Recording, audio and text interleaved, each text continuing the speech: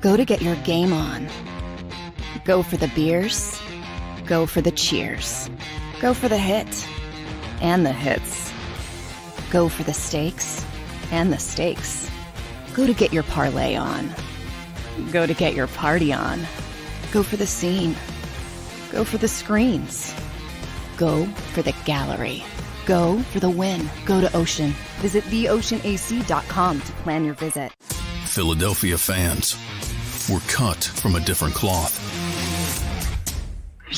Born into a brotherhood and bonded to our team for life. We believe anything is possible because we've witnessed the impossible.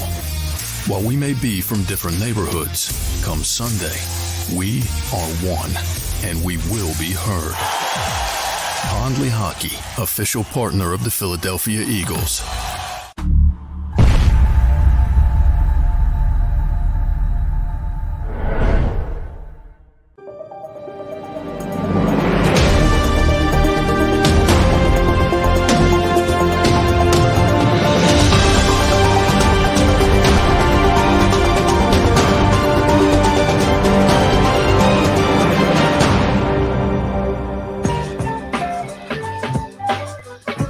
We are. Welcome in, everybody. Happy Friday, one and all. Yes, we made it to Friday. We are Sports Take, JAKIB Sports YouTube Network. Barrett Brooks, Derek Gunn, Rob Ellis. What's happening, fellas? This is the day. Let's go, baby. Friday. What's going on? See, now, World Rob. Series, baby. You see, Rob, I gradually, as I told you on Monday, I gradually built up to this excitement of what's to come tonight. You have been jacked up all week. So, see, your adrenaline level is already here. Yes. See, mine has been a steady climb to where you guys are right now. See, that's why I say, you know what? Just let it. What's the word I'm looking for? Let it absorb. Marinate. Just absorb. Let it marinate. No, that's no, right. Let it marinate. Come on, no. Yes. I'm Ricky Bobby in it. I'm all hyped up on Mountain Dew. Let's go, baby. I'm with you. This Phillies, man. My foot's been on the pedal all week. I'm there today. But see, it was a gradual climb. See, You did say that. I'd like to see it. What's up, everybody? We got Hertz, we got Fitness Rebel, we got Coach Marcus, Jeremiah, Frank, Kevin, John, Danny D, Jeremiah, Adam. Hope you guys are doing great. Everybody streaming, everybody listening. We appreciate hanging out with us. Yeah, I mean, think about it. How often do you get a chance to say you have a World Series game tonight, the kickoff of a World Series? You have an undefeated football team. I mean, it's rare you have a football team that's still undefeated this late into the season. We're talking almost November. By the time they kick it off, it'll be October 30th on Sunday. And we have a baseball team in the World Series to go with that. This is an unbelievable time. And I'm just, woof.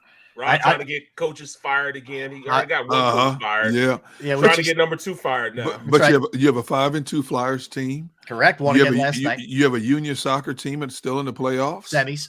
In the semifinals. Yep. Now, as for the 76ers, let us all have a moment of silence. Oh, man. Don't get me started. Thank you. Rob, please. Rob, I mean, his days are numbered according to you, Rob. I think they are. He's already put that mojo on him, the whammy. He's put the whammy on him. And I'm hoping for a Phillies type turnaround. That's the goal. That's it. That's why we do it. All right. So how about this? This is really cool of John Middleton and the Phillies ownership. So they paid the freight for 400 employees to go out to Houston. I'm talking airfare, hotel, and tickets for the games tonight and tomorrow. That is That's a really cool dude. That's move. Awesome. That's awesome for an owner to do that. Big ups, man. Big up to Middleton. That's serious props there, man. That is taking care of the little people who do all the, really hard work and don't get much acknowledgement. Exactly. That's don't awesome. make a lot of money. Yep. Always behind the scenes doing the grunt work. That's awesome that the owner did that to send all those people down there for the World Series. Yep. For the whole weekend. Props. That's pretty cool. Yeah, man. Props. That is serious. That is good karma kind of stuff, man. When you think about how much hotels, when you get World Series playoff games, how much they jack up the rates when people are coming in. True. Stuff like that. And for the ownership to do that for 400 employees. It's cool. Hey, can we get part-time jobs real quick? Well, the other thing I'll say is, and I know some response would be always rich anyway. I don't care how rich he is. That's a nice gesture. Exactly. Who said that? A nice gesture. Who would say that? I'm just saying people will react. Hey, John Middleton, the owner's got all the money in the world. Yeah, Yes. they do. But it's still a nice thing to do. Exactly. He doesn't have to do that. Spend it on anybody. And he doesn't have to do it that way. Right. He Correct. can spend on who he wants to spend it That's on. his prerogative. That's Exactly. an awesome gesture to do that. Yep. You know, I played for 2 ownerships that I really highly respect, and that's the Eagles organization and the Steelers organization. Yeah. And they never did anything like that. Yeah. Nothing like that. Yeah, You know, I think it's a nice thing. Like I'll give you an example. I think I told you guys, like my dad worked for the Eagles for a couple of years in the late 70s into the 80s, and he was the assistant ticket manager in 80 when they went to the Super Bowl. They lost, unfortunately. But back then, it wasn't commonplace for everybody to get an NFC championship ring. Right. And the Eagles and Leonard Toews, for all his faults, was a very generous guy.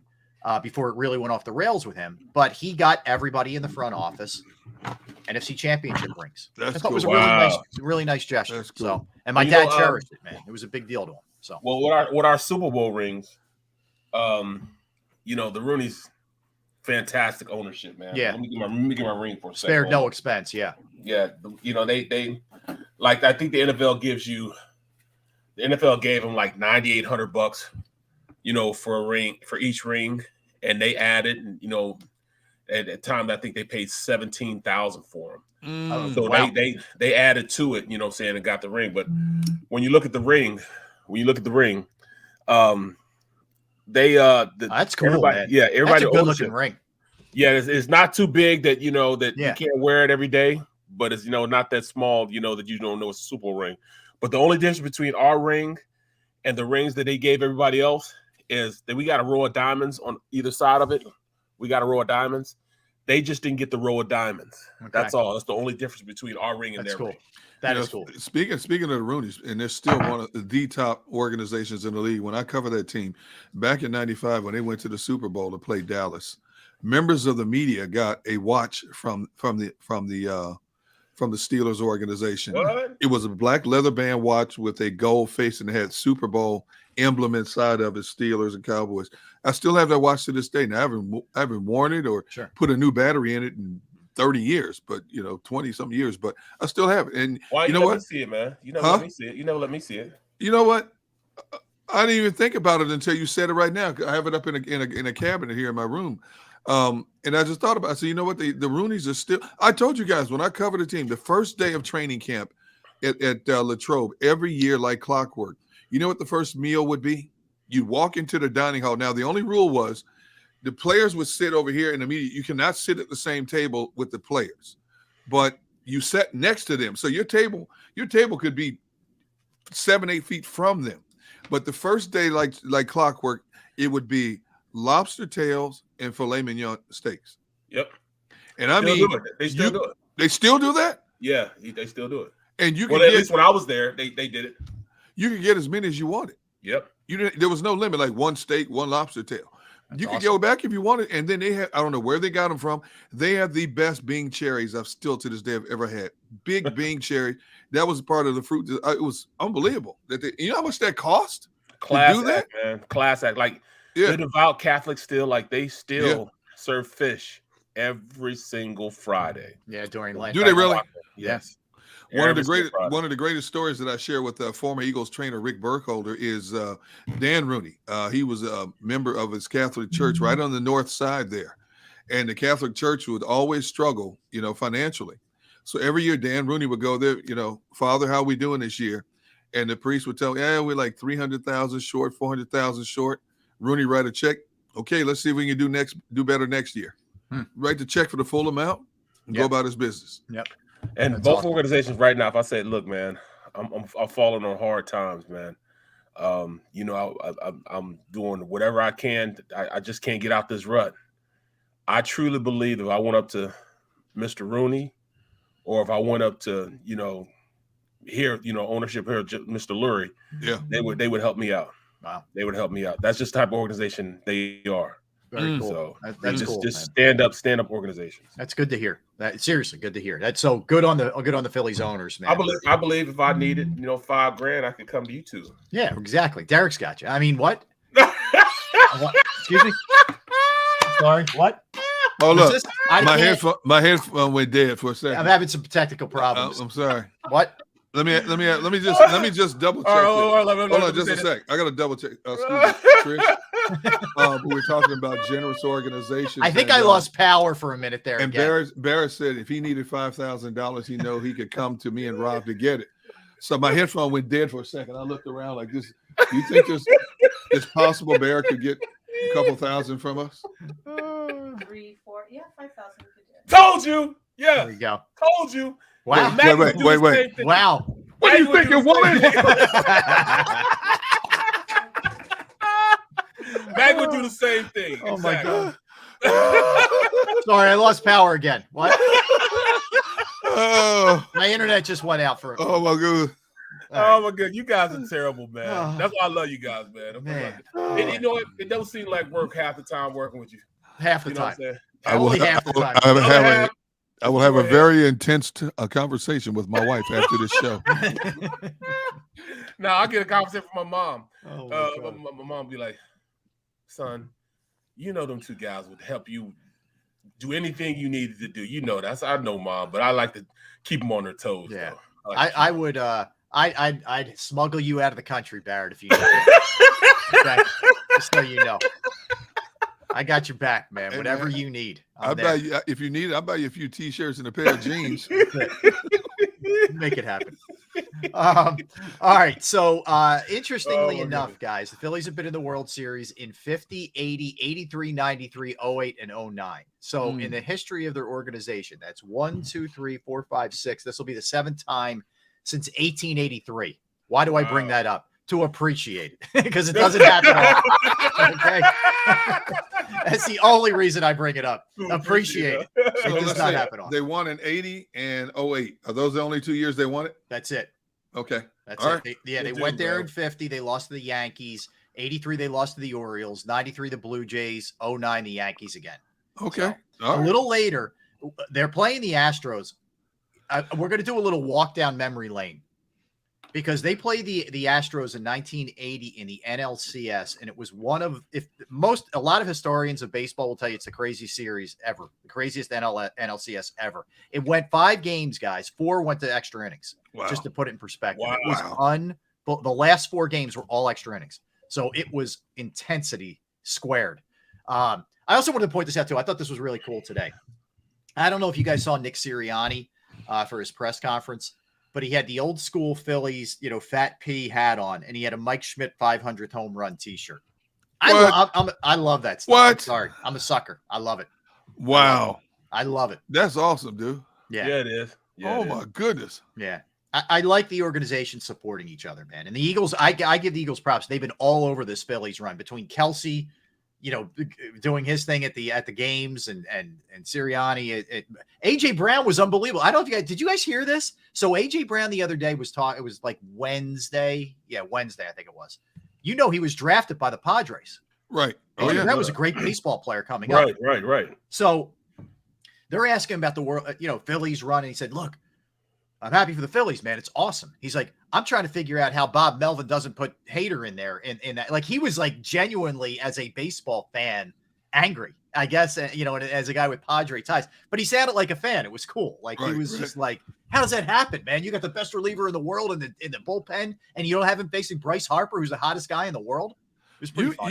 You'd be amazed at how many pro athletes had opportunities to play pro in other sports. Yeah. From baseball to basketball. It's amazing how some of these guys ended up where they are. And you sit back and here, you wonder also, you look at Kyler Murray, was a top pick in both.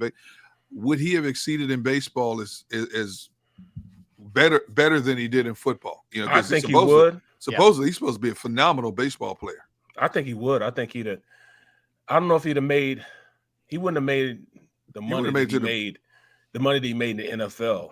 But he'd have reached stardom.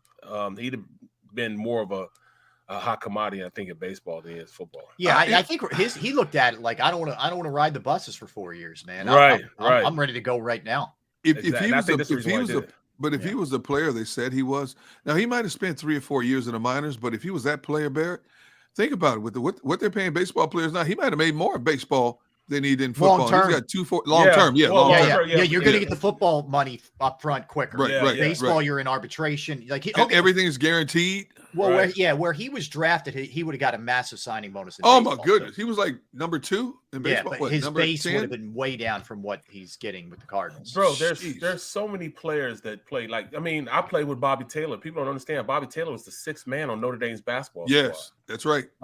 Mac played basketball. He played. Didn't he play in the Jonathan Final McNabb was Four? on Syracuse team. Yeah, Yeah, Final he was, yeah. Four?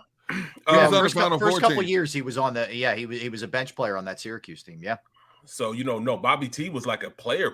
He played a lot in the So there's so many guys there that the great athlete. I mean, I tell people this all the time. I used to play in this basketball. The Eagles had a basketball league that we played in. We played schools and stuff like that, for charities and things of that nature. Right. So my second year, I'm playing, and we had a squad, man. Mamula, he could jump out the gym, coordinated. I mean, he was an athlete, man. It was me, Mamula, Bobby T, who was the truth. Mm-hmm. And I can remember we're playing in this charity basketball game, and it's B-Dog's rookie year. And I jump ball. I tipped it to Bobby Taylor. Bobby Taylor gives it back to me. I throw an alley-oop. I'm almost at half court. I throw an alley-oop to Brian Dawkins. He catches it. His head is like parallel, and he catches it in his hand. Instead of dunking it, he just takes it and drops it inside. Drops it inside the rim and goes down. Almost hits his head on the back of the thing, goes down. I'm like, yo, this might be the best athlete I've ever seen. And he's barely 6 foot. Yeah. Yeah. If not 6 foot, barely. I'm talking about he could jump out the gym. He was quick. I mean, the defense he used to play was unbelievable, So you talk about athletes, man. A lot of these athletes, they don't just want to be rappers. A lot of them played, other sports also. I believe it. 100%. Yeah, that's pretty cool. So, all right, couple other odds and ends. Eagles gearing up for the Steelers. We're going to have Todd Callis coming up at 12:30. He is the radio or the TV voice for the Astros. At 1:30, Martin Frank, who covers the Eagles for the Wilmington News Journal. At 2:00, Barrett's former teammate Max Starks will get the lowdown on what's going on in Pittsburgh. Oh yeah, with the Steelers. Yes, we'll dig into that. Guys, fellas, he's in the car, so let's hope he's all right. He's in the car traveling, so he's going to call in, but all right. Tell him pull over. We'll see how that goes. Sixers in Toronto tonight. They're coming off a loss on Wednesday. They play the back-to-backs there. Weird setup, but nonetheless. Derek mentioned the Flyers won again last night. They beat the Florida Panthers. They're not beating like patsies here, by the way, guys. Florida just beat them last week. That's a really good win. And they're off to a 5-2 start, but they're in first place in the Metropolitan Conference. Say that again. Flyers are in first. This is like Bizarro World. Flyers are in first place. Yes. Wow. Yes. But they are in first place in the Metro, as they call it, which is, just in and of itself is hard to believe. I don't care how early it is in the season. I give Tortorella credit. They're playing and Carter Hart last night was unbelievable. If you watch the last 2 minutes of the game, the Panthers had the extra attacker on. Yeah. They were peppering Carter Hart. Flyers couldn't get it clear. He stood tall. He's been really good so far. That's a great sign for them. No matter what happens, whatever the record is, if Carter Hart shows you he's that guy, that's a good thing for them. So there's that. The other one, I hate this guy. I know some people like revel in this. I really don't like this, but it became official. Both Tom Brady and Giselle put statements out. Their divorce is finalized. That was quick. Yeah, I guess it's been in the making. The works for a little while. Usually that thing takes, especially when you're talking about high profile people with that kind of money. Yeah. Usually stuff like that takes a year. Yeah. Well, you know what? Like Rob said, it was probably in the works, but neither party is hurting for money. So it's not one of those deals. Like it's essentially like you keep yours, I'll keep mine, and let's roll. I would guess. Wow. I have no idea, but right. I don't like seeing people go through that kind of stuff, man. I don't either. I don't care who you are, whether you like them or not. Exactly. I just say because you got kids involved. You got 3 kids involved in this. Right. And now it becomes tug of war. Yeah. And you hope that the parents are not feeding negativities into the kids' ear, especially when they're young and impressionable. Yep. Your mother's this, your dad's this, and all this. Yeah. You hate that to happen. Yeah. But you're right, Rob. I don't want to see anybody doing it. You know what? He wears the colors of a team I don't care for, but you know what? He's still a human being. Right, exactly. And, you know. and you can't help but look at, and granted, it's not just his fault. That team is just falling apart. I mean, they're a disaster. You guys watched it last night. So and they lost another player last night. Yeah, I mean, and jeez, but there is no doubt you could just, I don't know, look in his eyes, man. He's saying to himself, why did I come back for this? Like they're done. He's done. They're done. Like that can't end soon enough. I'm sorry for him. Yeah, I could just tell it can't happen soon enough. Here's the thing. I don't know why. I mean, okay, I understand, for every player, and Barrett can attest to this, the competitive juices die at different stages of your life. But this is a man, as soon as he quits playing football, he's going to transition into a 7-figure TV job somewhere if he wants it. Whatever he does is going to entail 7 figures after football. If he wants to coach, he's going to get 7 figures as a coach. If he wants to go into TV, it's going to be 7 figures. So it's not, I understand that, first of all, we'll never see this again in our lifetime. A 45-year-old guy playing quarterback in the National Football League. We'll never see that 23rd again. year. That's insane. The only other player, George Blando, I think, was 45, but he was a kicker. Right.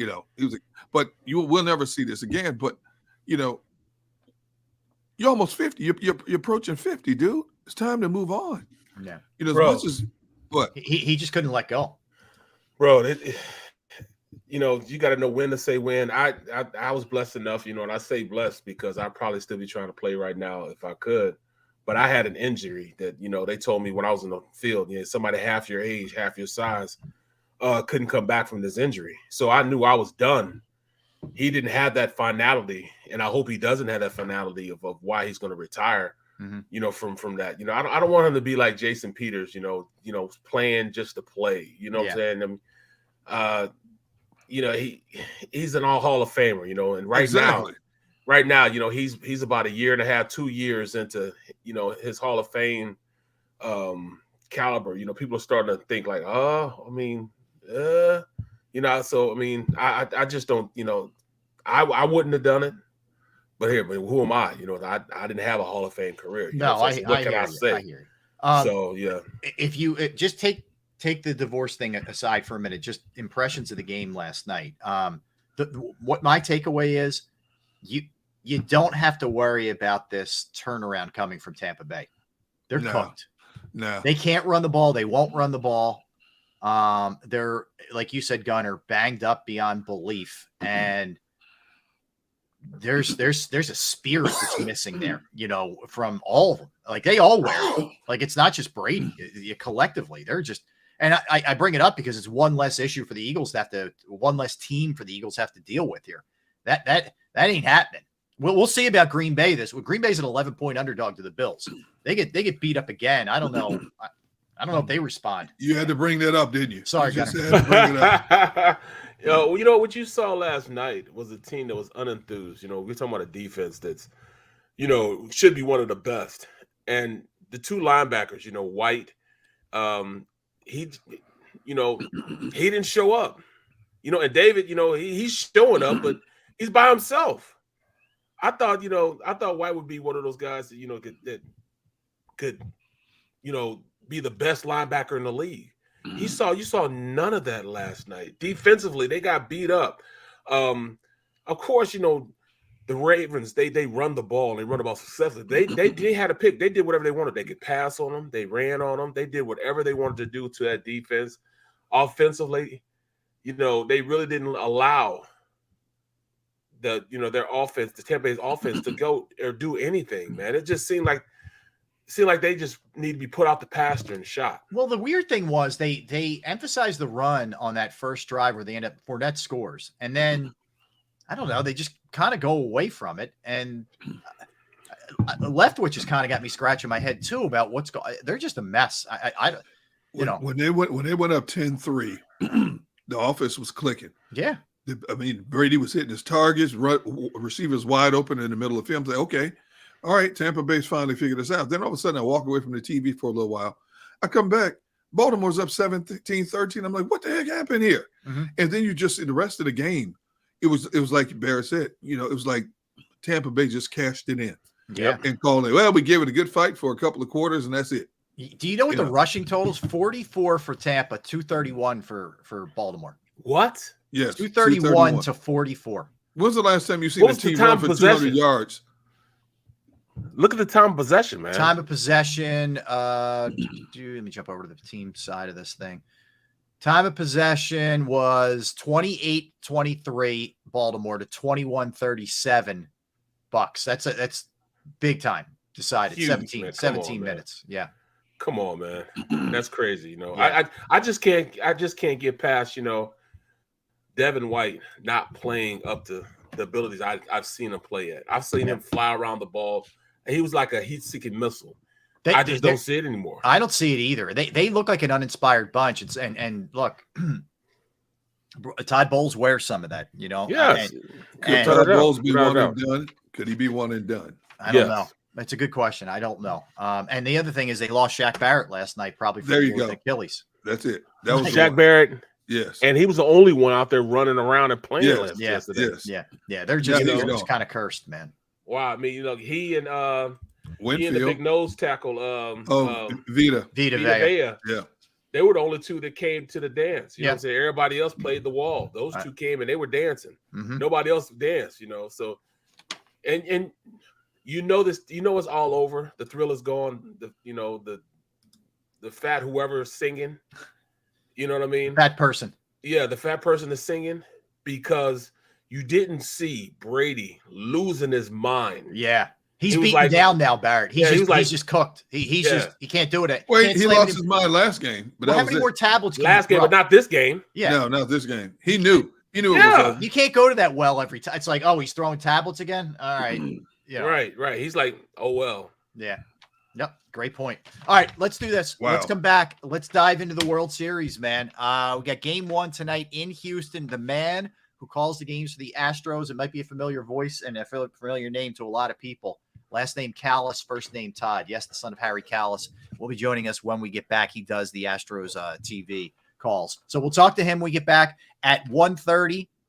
Martin Frank from the Wilmington News Journal, who covers the Eagles. And then, of course, 2 o'clock, Max Starks. Don't go anywhere. We're Sports Take, JAKIB Sports YouTube Network. Let's talk about Jim Murray and Principal Financial Group. I can tell you from personal experience that I trust Jim with my finances. I trust Principal Financial Group, whether it's retirement planning, 401k review, insurance review. If you have a small business and you need help setting up your employee benefits, that's another resource that Jim can help you with. And I know it's hard. I know it's hard to find the right person and trust the right person. That's why I suggest you give him a call and you talk to him. 610-996-4751. 610-996-4751. You can also drop him an email as well, and he'll answer any of your questions. Murray, MURRAY.Jim@principal.com. That's Murray.Jim@principal.com. Philly sports fans, I'm Tom Giordano from Ponley Hockey Giordano. First and foremost, thank you for watching the Ponley Hockey postgame show. But right now, we're giving away tickets to the World Series. Follow Ponley Hockey on Instagram and check out our posts for your chance to win tickets to all 3 Phillies home games. Go Phillies and go Birds. Welcome to Pondley Hockey, the largest workers' compensation law firm in Pennsylvania. With over 250 years of combined courtroom experience, we've helped over 100,000 injured and disabled workers obtain benefits, as well as some of the biggest settlements in the state. Even better, Pondley Hockey doesn't charge a dime until you win. If you've been injured at work, give Pondley Hockey a call. Go to get your game on. Go for the beers. Go for the cheers. Go for the hit and the hits. Go for the stakes and the stakes. Go to get your parlay on. Go to get your party on. Go for the scene. Go for the screens. Go for the gallery. Go for the win. Go to Ocean. Visit theoceanac.com to plan your visit.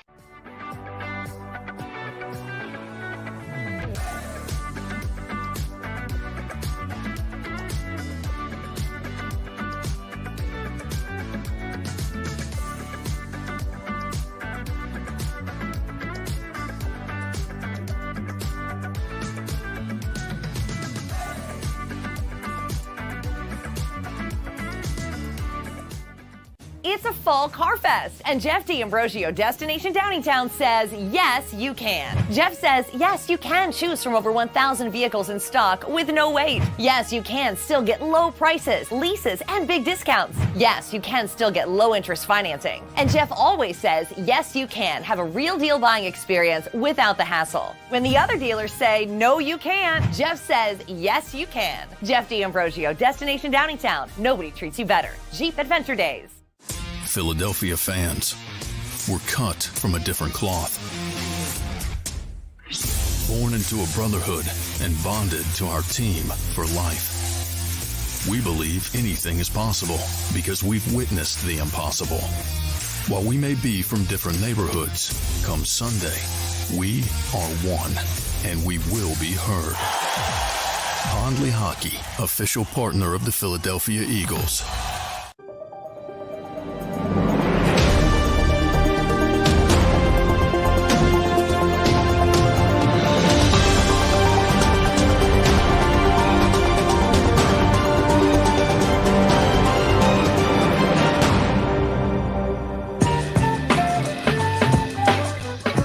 All right, welcome back in, everybody. Thanks for hanging out with us. We are Sports Take, JAKIB Sports YouTube Network. He's Derek Gunn. He's Barrett Brooks. I am Rob Ellis. Thrilled to be joined by our next guest. There he is. He's fixing the camera for us right now as we speak. He is the television voice for the Houston Astros, AT&T Sportsnet Southwest. He has been since 2017. Seen some pretty good baseball in his time there in Houston. That would be Todd Callis. Todd, welcome to the show. How you doing? Uh-oh. Can you hear us? Todd, can you hear us?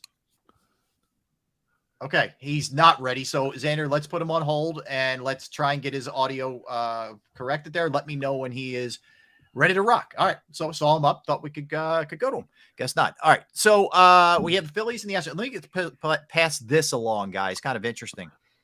Nick Maton and Nick Nelson are on the World Series roster. Bailey Falter is not. Oh, so if we were wondering in any way, shape, or form if he was either going to be used, say, in Game 4 or in any capacity out of the bullpen, he will not. No Bailey Falter. Should have deleted Gibson or Hand. That's what they should have done. Yes.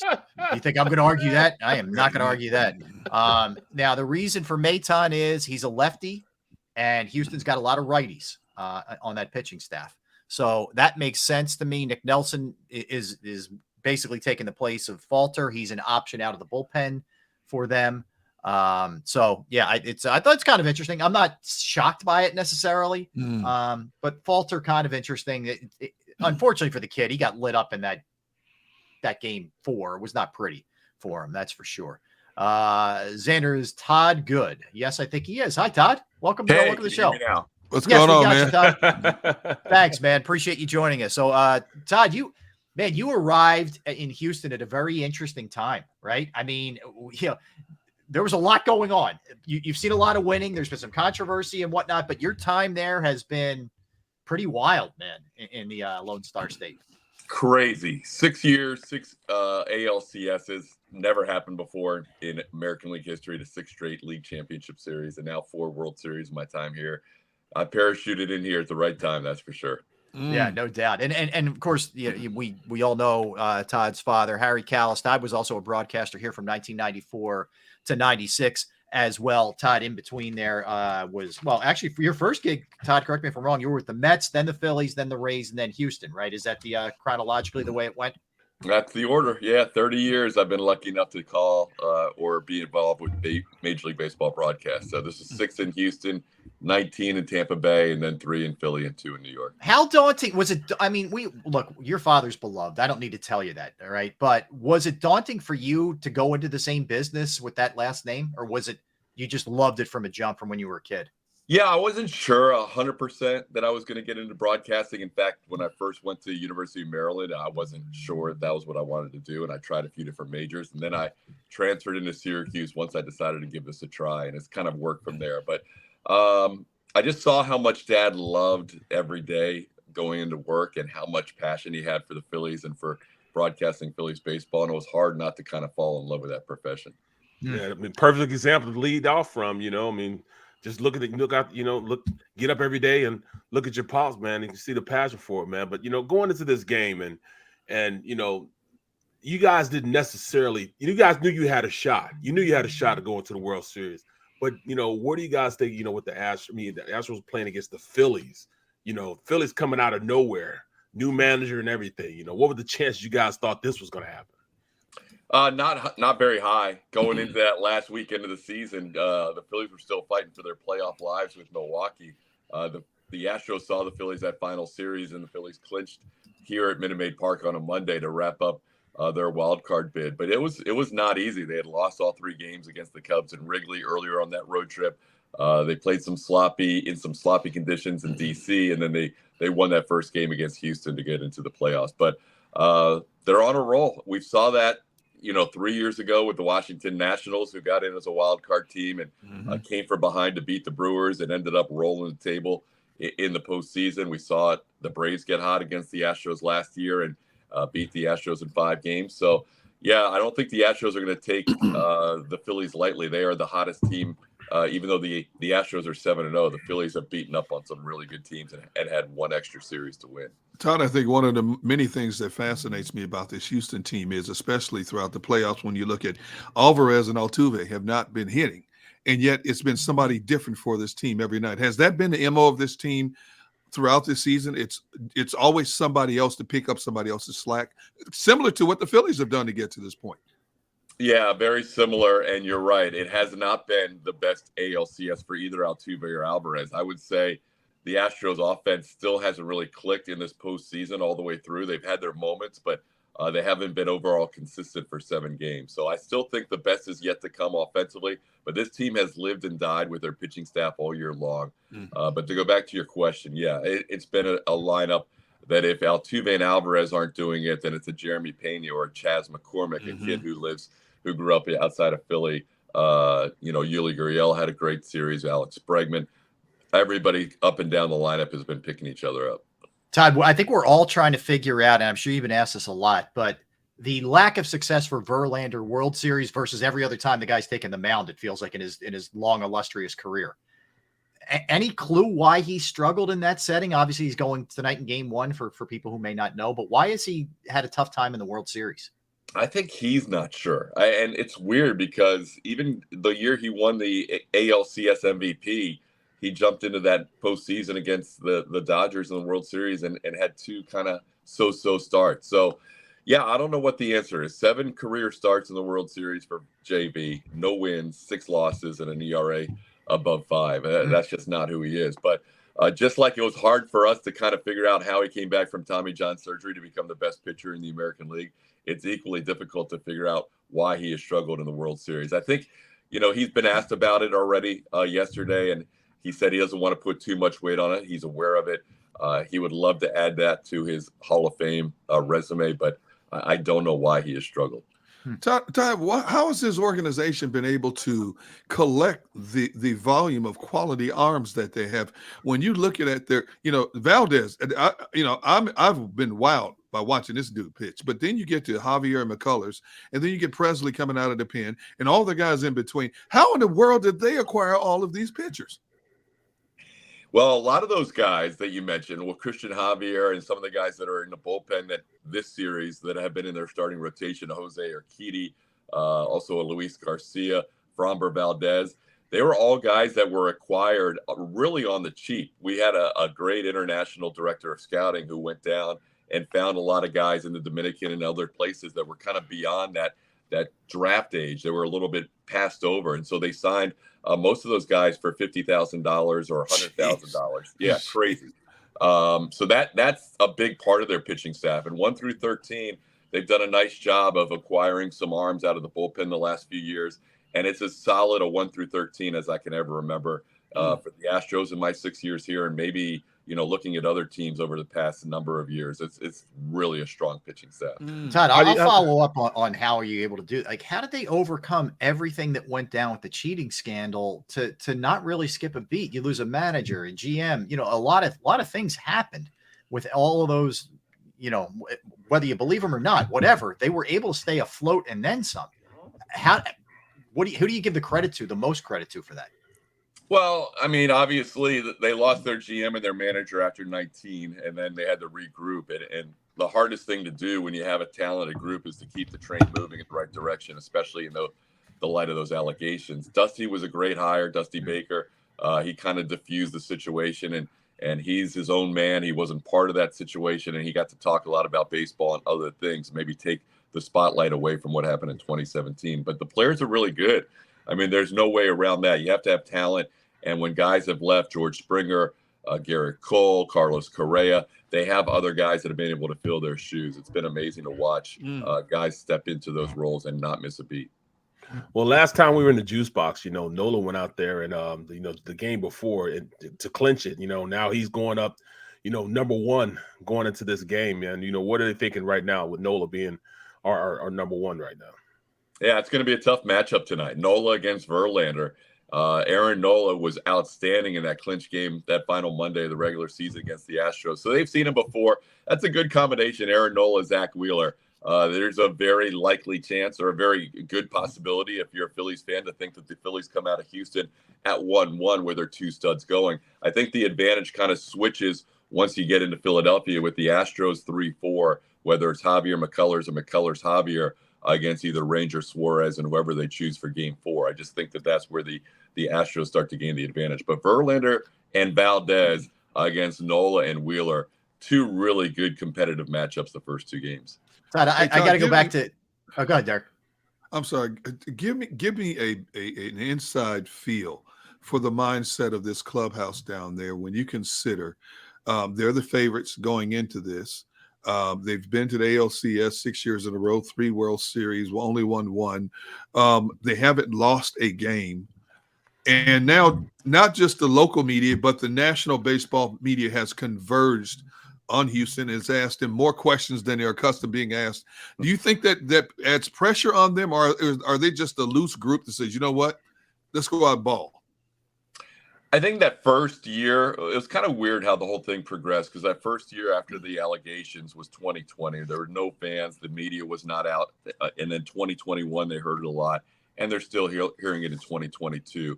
But they've dealt with it now for 3 years for the most part. And they've gotten used to it. They know they're probably the most hated team in baseball, surpassing the Yankees. They know they're always going to be questioned about 2017 as long as guys on that team are still on that team from that season.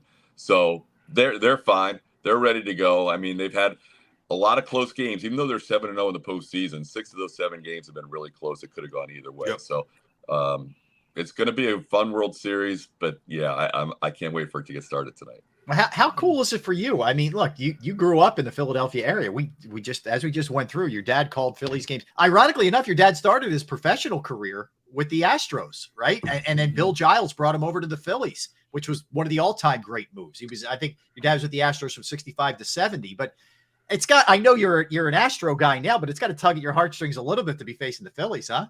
Yeah, it's a little bit of a no-lose for me. I mean, obviously I want the Astros to win. I've watched them win before, and this would be nice to get a second one and not have that 17 cheating allegation tarnish this year's championship. But if they're going to lose to anybody, yeah, absolutely. I'll take the Phillies any day. I grew up in that organization. I was born here when my dad worked for the Astros. I moved to Philly when I was 5, stayed in Philly all the way through my college years before I left. And that's my hometown. Even though I was born in Houston, I grew up, I was raised in Philly, and I will always have a special place in my heart for the Phillies. Did you sit in the booth a lot, Todd, with your dad when you were growing up? Yeah, I did. I used to, I was kind of one of those geek guys that would keep score of games when I was a kid. Like, I was way into it. And then Sunday afternoons, they would do WPHL Channel 17 TV games on Sundays. And then they would have an extra seat in the radio booth on those days because there was Whitey and my dad on the TV side, and then Andy Musser and my dad would switch booths, and Chris Wheeler was doing the radio side. So anyway, that was before they had all the scores updated on your iPad or your computer. So I used to have the ticker tape scoreboard, the out-of-town scoreboard. As a kid, I would keep the scoreboard for the guys in the booth. And I grew up right around there and spent a lot of summers, me and my brother, hanging out in the bowels of Veterans Stadium. So yeah, I've grown up with the Phillies, and even though I would I want the Astros to win this series. Like I said, it's kind of a no lose. You grew up Hey, around the Todd. cats, huh? The cats and mice. I mean, the rats and everything. You've seen some things in the bowels of the vet. Hey, Todd, are you the type of broadcaster that will do like a sketch outline of some creative things you might say at strategic moments of a game, or is everything that you do organic and it just comes to you in the moment when the moment occurs? Yeah, I've never written down any phrases or wordings that I wanted to use. For example, I think 2 years ago when the Astros were coming back off the pandemic, where they didn't win the AL West and they recaptured the AL West last year, I thought about something that I might say just using the word golden era of Astros baseball. And I didn't know exactly how it was going to come out, but I didn't have it written down. It was just kind of stored away if it worked. So it worked that year. And then this year was kind of more organic. I just said something about the train continues to roll on. So it just depends. I mean, sometimes you can try and think in advance because you know a monumental moment might happen, but I've never actually written down on my score sheet any words or phrases. Todd, we know our local guys, McCarthy and that crew, they're kind of relegated to doing a little bit of radio and some stuff for the post and pre and post game. What's your role now that the national guys have rolled in? What do you have to do? Yeah, even less. I saw T-Mac and Scotty Fransky in LA yesterday, so it's good to catch up with them and Rob Brooks. But yeah, I pretty much just do a few of these Zooms and interviews, and I do a couple things on social media. Jump on when they need me on an interview here and there. But in terms of any presence on the radio, we don't have any. We don't do any pre and post game shows, which is something I miss. We used to do that when I was with Tampa Bay. So yeah, we just kind of hang out, and once the game starts, go out in the crowd, grab a beer, and become a fan. Nice. It's kind of cool in a way, right? It's a role you're not used to, I guess, with the Astros. Not really, except for 6 years running. That's what we've been doing. I mean, my wife and I have made the trips the last 2 years, 2 out of 3 to Atlanta and DC, and we'll be in Philly beginning Sunday night and rolling into Citizens Bank Park on Monday. So yeah, we've gotten used to being fans a little bit more than we would normally with just all the playoff games we've seen. Well, it just goes to show you, Philly's going to get every inch and every single cent out of their broadcasters here. They definitely do. I would love to have a role that T-Mac has. I think that's cool that he's willing to do whatever he can do to be a part of it. I just, when I got here to Houston in 2017, the radio guys had already been here. So it wasn't really my place to see if I could jump in. That's their turf. So, somewhere down the road, maybe. But right now, like I said, I'm a fan once the playoffs start. People may not remember this. I know you do, Todd. But in 1980, when the Phillies played in the World Series, your dad, I don't think he did anything. Maybe he did a little bit of radio, but they had to reenact, literally, like to call the final out when Tug McGraw got Willie Wilson. Your dad went into a recording studio to record it because he couldn't do it live. Yeah, it's good knowledge. You're right. 80, they didn't call the World Series. They called the NLCS between the Astros and the Phillies on TV. And that was kind of cool to have local coverage back then of the CS. Obviously, that doesn't happen anymore. But once they got to the World Series, it was only national broadcast. And as it turns out, TV and radio, TV still has the exclusivity, but radio now, obviously, you can have your hometown guys call the games. But it kind of changed because of all the backlash Phillies fans had with Dad and Whitey and Andy Musser and Wheels not calling those games back in 80. So, yeah, that kind of helped turn the tables so now local broadcasters can't do the games. Hey, Tom, when I look at this Astros lineup from top to bottom, is one of the operative words discipline. And the reason I said that is because they only have 61 strikeouts in 7 games compared to the Phillies having 125 strikeouts in 11 games. Are they a very disciplined bunch at the plate? Yeah, for the most part, they are really disciplined. It's a good call. Alex Bregman takes a lot of pitches. Yordan Alvarez has a great idea of the strike zone. At the top of the lineup, Altuve and Pena are a little aggressive. Pena's got a little better as the season's gone along, not chasing, and that's really helped him in the postseason. Altuve is a guy, he'll ambush you at any time. You might see first pitch swing 3 of the first 4 games against the Phillies in that first at bat because he's very aggressive. But yeah, for the most part, they will see a lot of pitches. They work at bats. They'll draw their share of walks. They are a little more disciplined than a lot of teams. I'll ask you about Bregman here, just since he was brought up. He's been unbelievable in the World Series, and it's kind of the opposite of what Verlander's numbers are. And I know his numbers, he's always been solid. Don't get me wrong, but he really ups his games in these kind of situations, doesn't he, Todd? Yeah, I don't know what the equal term is in baseball for a gym rat, but he's the baseball equivalent of a gym rat. He's a guy you have to keep away from the cages because he'll be there morning, noon, and night. His perspective changed a little as the season went along. This year, he had his first baby. A little boy named Knox was born in August. Ever since then, he's torn it up. He said it kind of gave him a little different perspective. Instead of being eating, breathing, and sleeping baseball 24/7, he now has a little better balance. But he's the guy that lives for the moment. He loves baseball as much as anybody I've ever come across. He wears the number 2 because it reminds him he was not the number 1 overall pick, that he was the number 2 overall pick. So, yeah, the bigger the spotlight, the brighter the lights, the better Bregman usually is. What can you tell us about the ballpark? I mean, we've seen a lot of games there, but I'm assuming it plays very well to lefties in terms of, home runs and whatnot. Any other little idiosyncrasies? I know like Citizens Bank has that weird center field. You saw the inside the park home run probably from Real Muto where it kicked off of there. Anything we need to know about Houston's ballpark just to get in preparation for the series? Short porch in left. You have the out-of-town scoreboard in left with the Crawford boxes. So it's an easy pop fly. A lot of home runs that go into the first few rows of those seats in left field are not home runs at any other stadium. So you don't have to cover a lot of ground in left field. So Yordan Alvarez, who DHs some games on the road, will start a little more in left field here at home. Right field can be short if you pull the ball. The gaps, left center to right center, are a little deeper, so it's a little harder to leave to the middle of the field. But especially right-hand hitters that pull the ball down the line. And even Bryce going the other way, that Crawford box could be dangerous for him going into left field. Your thoughts on Bryce and what he's done here? 419, unbelievable run so far. And I know there's a lot of rumors that he may have ended up as an Astro back in 18, way back when, Todd, but he is a Philly. But your thoughts on what's going on there? Yeah, that second question first. That story came to light just in the last few days. I guess our general manager, who was let go after the 19th season, once the scandal happened, Jeff Luno, he was pretty forthright and he basically told one of our beat reporters the exact trade that was on the table. He and Mike Rizzo, the GM of the Nationals then, had agreed to a 5-for-1 deal for Bryce Harper in 2018 at the trade deadline.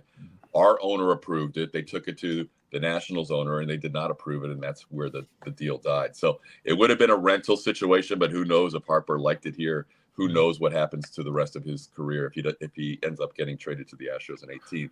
But he's a stud. I mean, he's had, speaking of the spotlight, I mean, he's had the spotlight on him since he was basically 12, 13, 14 years old, hitting bombs in Vegas and becoming the best player at his age across the country. So he seems to be a guy who rises to the occasion as well. He's the one guy in the lineup, similar to Yordan Alvarez for the Astros, that you circle and you know he can't beat you, but a lot of times he does. Bryce is just on a nice roll right now. All right, I got to put you on the spot. Knowing who pays your bills compared to your love of the enemy city, how do you see the series playing itself out? I honestly, going back to the pitching matchups that we talked about the first 2 games here in Houston, I can see the Phillies taking a game here. I really can. So I think you can go back to the bank at 1-1. I do think the Astros are the better team. They're the deeper team, especially pitching. I think they have more depth in the rotation, and I think they have more depth in their bullpen. And I think that eventually plays out where the Astros will win it in 6. Wow. Good stuff. Good stuff. Right. I got to ask one more, Todd. Sorry. I know I'm doing a lot of memory lane here stuff, but that's what I do. Did your dad ever share with you his favorite call? He's so good on so many. Schmitty's 500 was unreal. Anything stand out? I mean, I know thankfully he got the 08 in before, what happened the next year. Was there any one that stood out to him that he ever shared with you? I think his finest moment ever was the 08 World Series because he finally got to call the winner. But I don't know if he ever told me that was his favorite call. I know he loved the Schmitty call for 500 in Pittsburgh. Yeah, I don't know if he ever came up and told me that this was his favorite call. I know his favorite team was the 93 team. He just loved those dudes. Yeah. That was kind of like his personality, that whole group, crazy, fun-loving. I think 08 was his best career moment, calling that final out. And probably the Schmidt home run in the regular season would have been his favorite moment as well. Once you decided this is what you wanted to do, how much did you say to yourself, I want to emulate my dad to this degree, but yet establish my own identity as a broadcaster? I think some of the natural cadences and rhythms within my broadcast style are ingrained because of being his son and also listening to him for so long. But I really tried, like, people were like, are you going to use out of here or struck him out, or, you know, how he elongated the Mickey more and all that stuff. EO11, like, you would say EO11. Yeah. Oh yeah. E11, right. All that stuff. So yeah, I had to be my own person when it came to that. That would just be mimicry. And even though it would be, a sign of respect, I wanted to just establish my own style. So we are similar in some ways. I think, people here in Houston tell me they hear some similarities, but I think we have some similarities, but for the most part, we have our own styles as well. It is kind of crazy though. I was thinking Dad's the first 6 years of Astros baseball, because they started in 65. They were the Colt 45s for 3 years, and then the Astros became a team in 65. So Dad called the first 6 years of Astros baseball, and now I've called the last 6 years of Astros baseball. That's awesome. That's awesome, dude. Very Cool. awesome. Yeah. That is very cool. Todd, listen, man. I got one more question too. Yes. Sorry. In your 6 years there, how many Philly fans have you encountered on a regular basis? Because Phillies fans are everywhere across America. Do you encounter a lot or just sporadically? A decent amount, and some transplants who have lived in Philly or lived in the Delaware Valley that now live in Houston, and they come up and say, hey, I listened to your pops all the time growing up. I really enjoyed listening to you now. We haven't had the Phillies down here much, and that trip at the end of the season was the first time they were here in a while. So I'm sure there'll be a lot of Phillies fans here tonight, and I especially think there'll be a lot of Phillies fans here if it goes to a Game 6, because it's Eagles-Texans Thursday, Game 6 and Game 7 Friday and Saturday. That's up to be pretty cool. Todd, thanks for a couple minutes, man. It's great catching up, and you do a phenomenal job. You really do. I've always enjoyed your work, and thanks for a couple minutes. Thanks, guys. Great to talk to you. Take care. Appreciate it. He's a classy guy, Todd. He is. And he's phenomenal in his own right. I mean, absolutely. You don't last as long as he has just based off of your name being callous. Trust me when I tell you that. Absolutely. He's awesome. He does a really good job. He's been on a wild run there, man. He's won a World Series, and he's been to one. I'm looking at it, like, it's crazy. His first year they won it. Then he went to one in 19, went to one in 21, went to one in 22. He's worked out pretty well for him there. And not only that, every year he's been there, they've been in the ALCS. I know. That's unbelievable. It really is unbelievable. All right, we'll get a timeout here. We'll come back. I'll do a little quick sort of walk through memory lane here with the Phillies and the Astros series in 1980. And then we'll set our sights on the Eagles. We have Martin Frank joining us. We have Max Starks joining us from the Steelers to talk about the Pittsburgh matchup. All of that and then some. You don't want to go anywhere. Derek Gunn, Barrett Brooks, Rob Ellis. We are Sports Take, JAKIB Sports YouTube Network. Let's talk about Pro Action Restoration. Yes, Pro Action Restoration is the place that you reach out to if you've unfortunately gone through the inconvenience of water, fire, smoke, mold damage to your house, to your property, to your business. They're on call 24 hours, 7 days a week to assist. I could attest to this. I called them on a Saturday. They came over to my parents' house. They cleaned it up. They found the problem. They cleaned it up. The crew was professional, clean. The price was reasonable. Pro Action is licensed, bonded, and fully insured, and they've been serving the tri-state area for more than 2 decades. Pro Action will work in conjunction with your insurance company as well. Again, it could be any of the above: water, fire, smoke, mold damage, whatever the case may be, they can handle it. Give them a call, 610-623-3760, 610-623-3760, or online at proactionrestoration.com. That's proactionrestoration.com. Go to get your game on. Go for the beers. Go for the cheers. Go for the hit and the hits. Go for the stakes and the stakes. Go to get your parlay on. Go to get your party on. Go for the scene. Go for the screens. Go for the gallery. Go for the win. Go to Ocean. Visit theoceanac.com to plan your visit. Since 1977 at Rafferty Subaru, we have always been about our customers and the community. Early on, a safe and durable option, we've evolved to become the best overall brand according to Kelley Blue Book. Over the last 14 years, we've donated thousands of dollars through the Subaru Share the Love event and found homes for hundreds of pets. The Rafferty family is proud of our 45 years in business. This month, celebrate our anniversary with special financing on select models. Visit us and see why.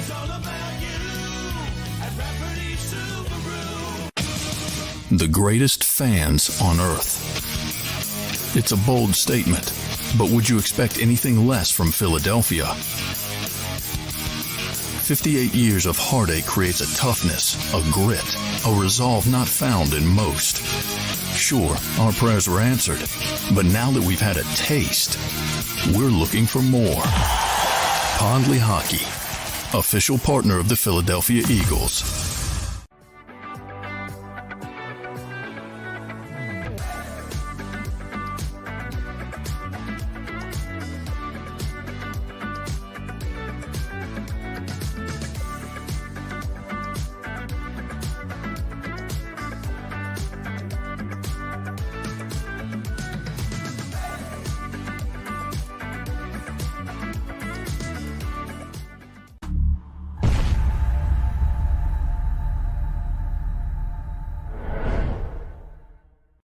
Welcome to Pondley Hockey.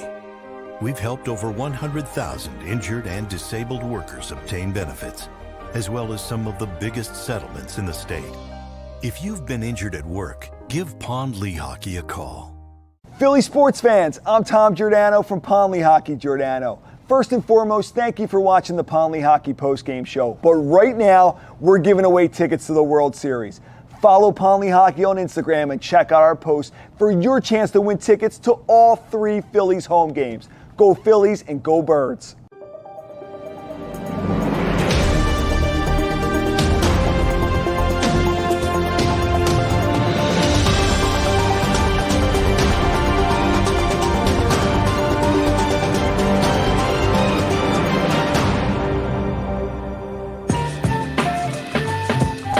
What's up, everybody? Welcome on back on this Friday. What a big day it is, man. Unbelievable. We have a World Series game 1 tonight. We have the Eagles undefeated taking on their cross-state rivals, kind of. I don't know if I call them rivals. Cross-state team, the Steelers. Two of Barrett's former teams. Pretty special when those two get together. And we'll talk to one of Barrett's former teammates, Max Starks, in a little bit. And Martin Frank coming up from the Wilmington News Journal as well. All right, so indulge me for a minute. I thought you guys would get a kick out of this, okay? So if you go back to 1980, between the Phillies and the Astros, back then, the NLCS was only 5 games. We know it's 7 games now. At this point, it was only the 12th NLCS. Back in the day, it used to be you got to win your league and you play in the World Series, and that was it. Okay, AL, NL played each other. So this is only the 12th time. They started in 1969. All right. So I mentioned to you guys, it went the distance. It went 5 games. 4 of the 5, the last 4 games all went to extra innings, which is in and of itself pretty remarkable. But let me give you who was doing the TV play-by-play for this nationally. It was on ABC. It was Keith Jackson. It was Don Drysdale and Howard Cosell. Yeah, you're muted. All-star. Right? Is it? I mean, like, it's crazy the combos that used to be. Keith Jackson used to do baseball too. Wow. Yeah. So they were the TV guys. The Phillies were on WPHL, which is channel 17 now. It's still PHL. I don't even know. I think it is. Yeah, it is. It is. Okay. It was Harry Callis, Todd's dad, Richie Ashburn, Andy Musser, and Tim McCarver.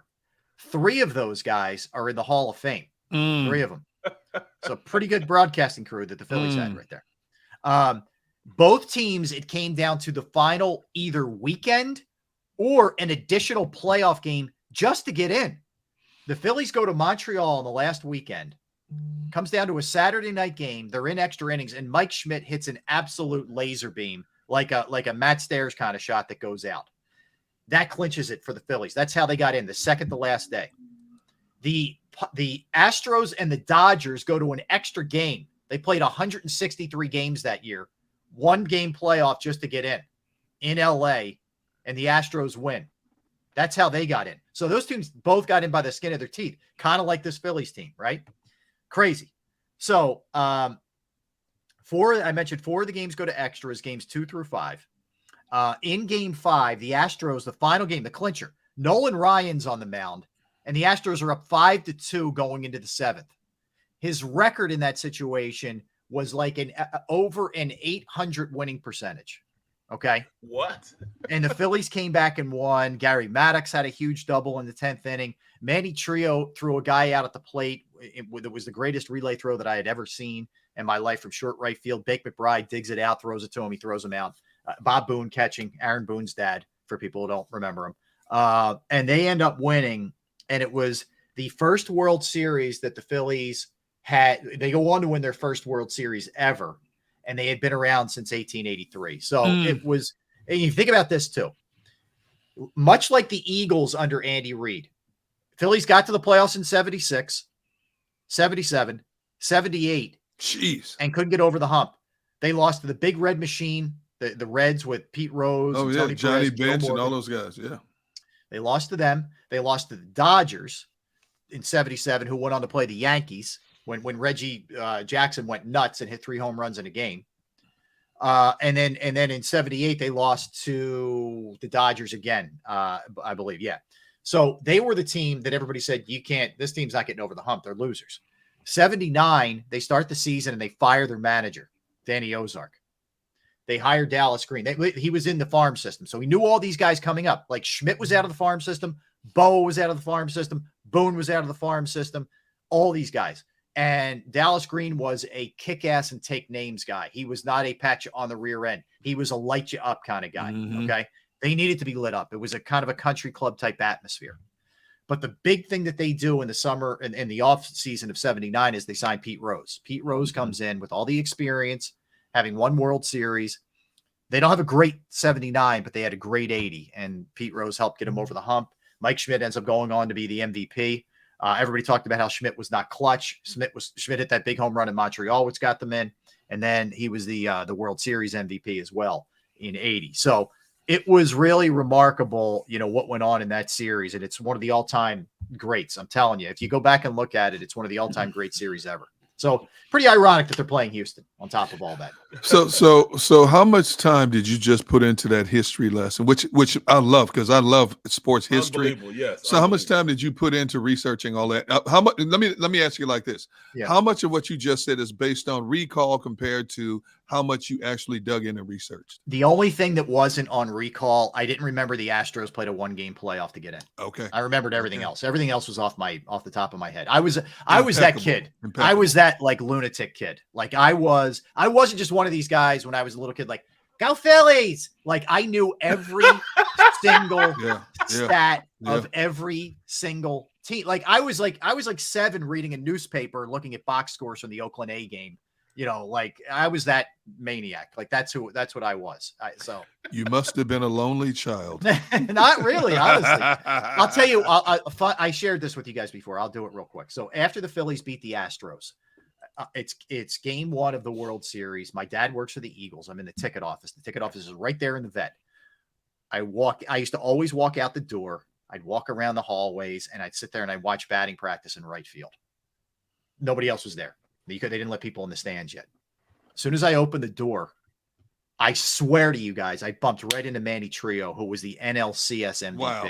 Philly's second baseman. And I was just like, just blown away. Yeah. I remember he had a lot of cologne on, and I shook his hand and my hand smelled like his cologne. I'm like, I'm never washing this hand ever again. It was like one of those deals. You know what I thought you were going to say? You walked out the door and standing there staring you in the face is a 6-foot rat. Well, I thought you were going to say. Oh, I've seen, like, honest to God, man, that's how I would entertain myself. Like, if I was waiting for him to finish work and I was down there, I would walk all around. I'd sneak down to the Eagles locker rooms all the time. What? I've seen, dude, all the time. I used to see these nasty, like, a lot of cats. I didn't really run into a lot of rats, but cats these everywhere. Alley, mean, dirty cats, man. Like drinking like gas. Oh, yeah. These Barry, you lived it too. Gunner, you got a little taste of this. Oh yeah, I'd be on the field getting ready to do a live, and all of a sudden I see something run across the front. I'm like, what the heck is this? Yes, I never seen that in any stadium I've been. A cat running this way, and then you see him run through the tubes. Yeah, that were on the field. They rolled up tubes there. You see, I'm like, what the heck is going on? And people, they're like, hey man, just get used to it. It's every day here. I'm like, what? I know. Bro. You could hear them like tapping in the ceiling. You're like, what the heck? I swear. You remember Ron Howard? Yeah, Ron Howard was guy. Eagles PR guy. He told me a story when I got to know him. It still makes me chuckle. He said it was raining real bad one day, and of course at that time the vet had many leaks in it, and the water's leaking in his office. And, like you just said, you can hear the back and forth.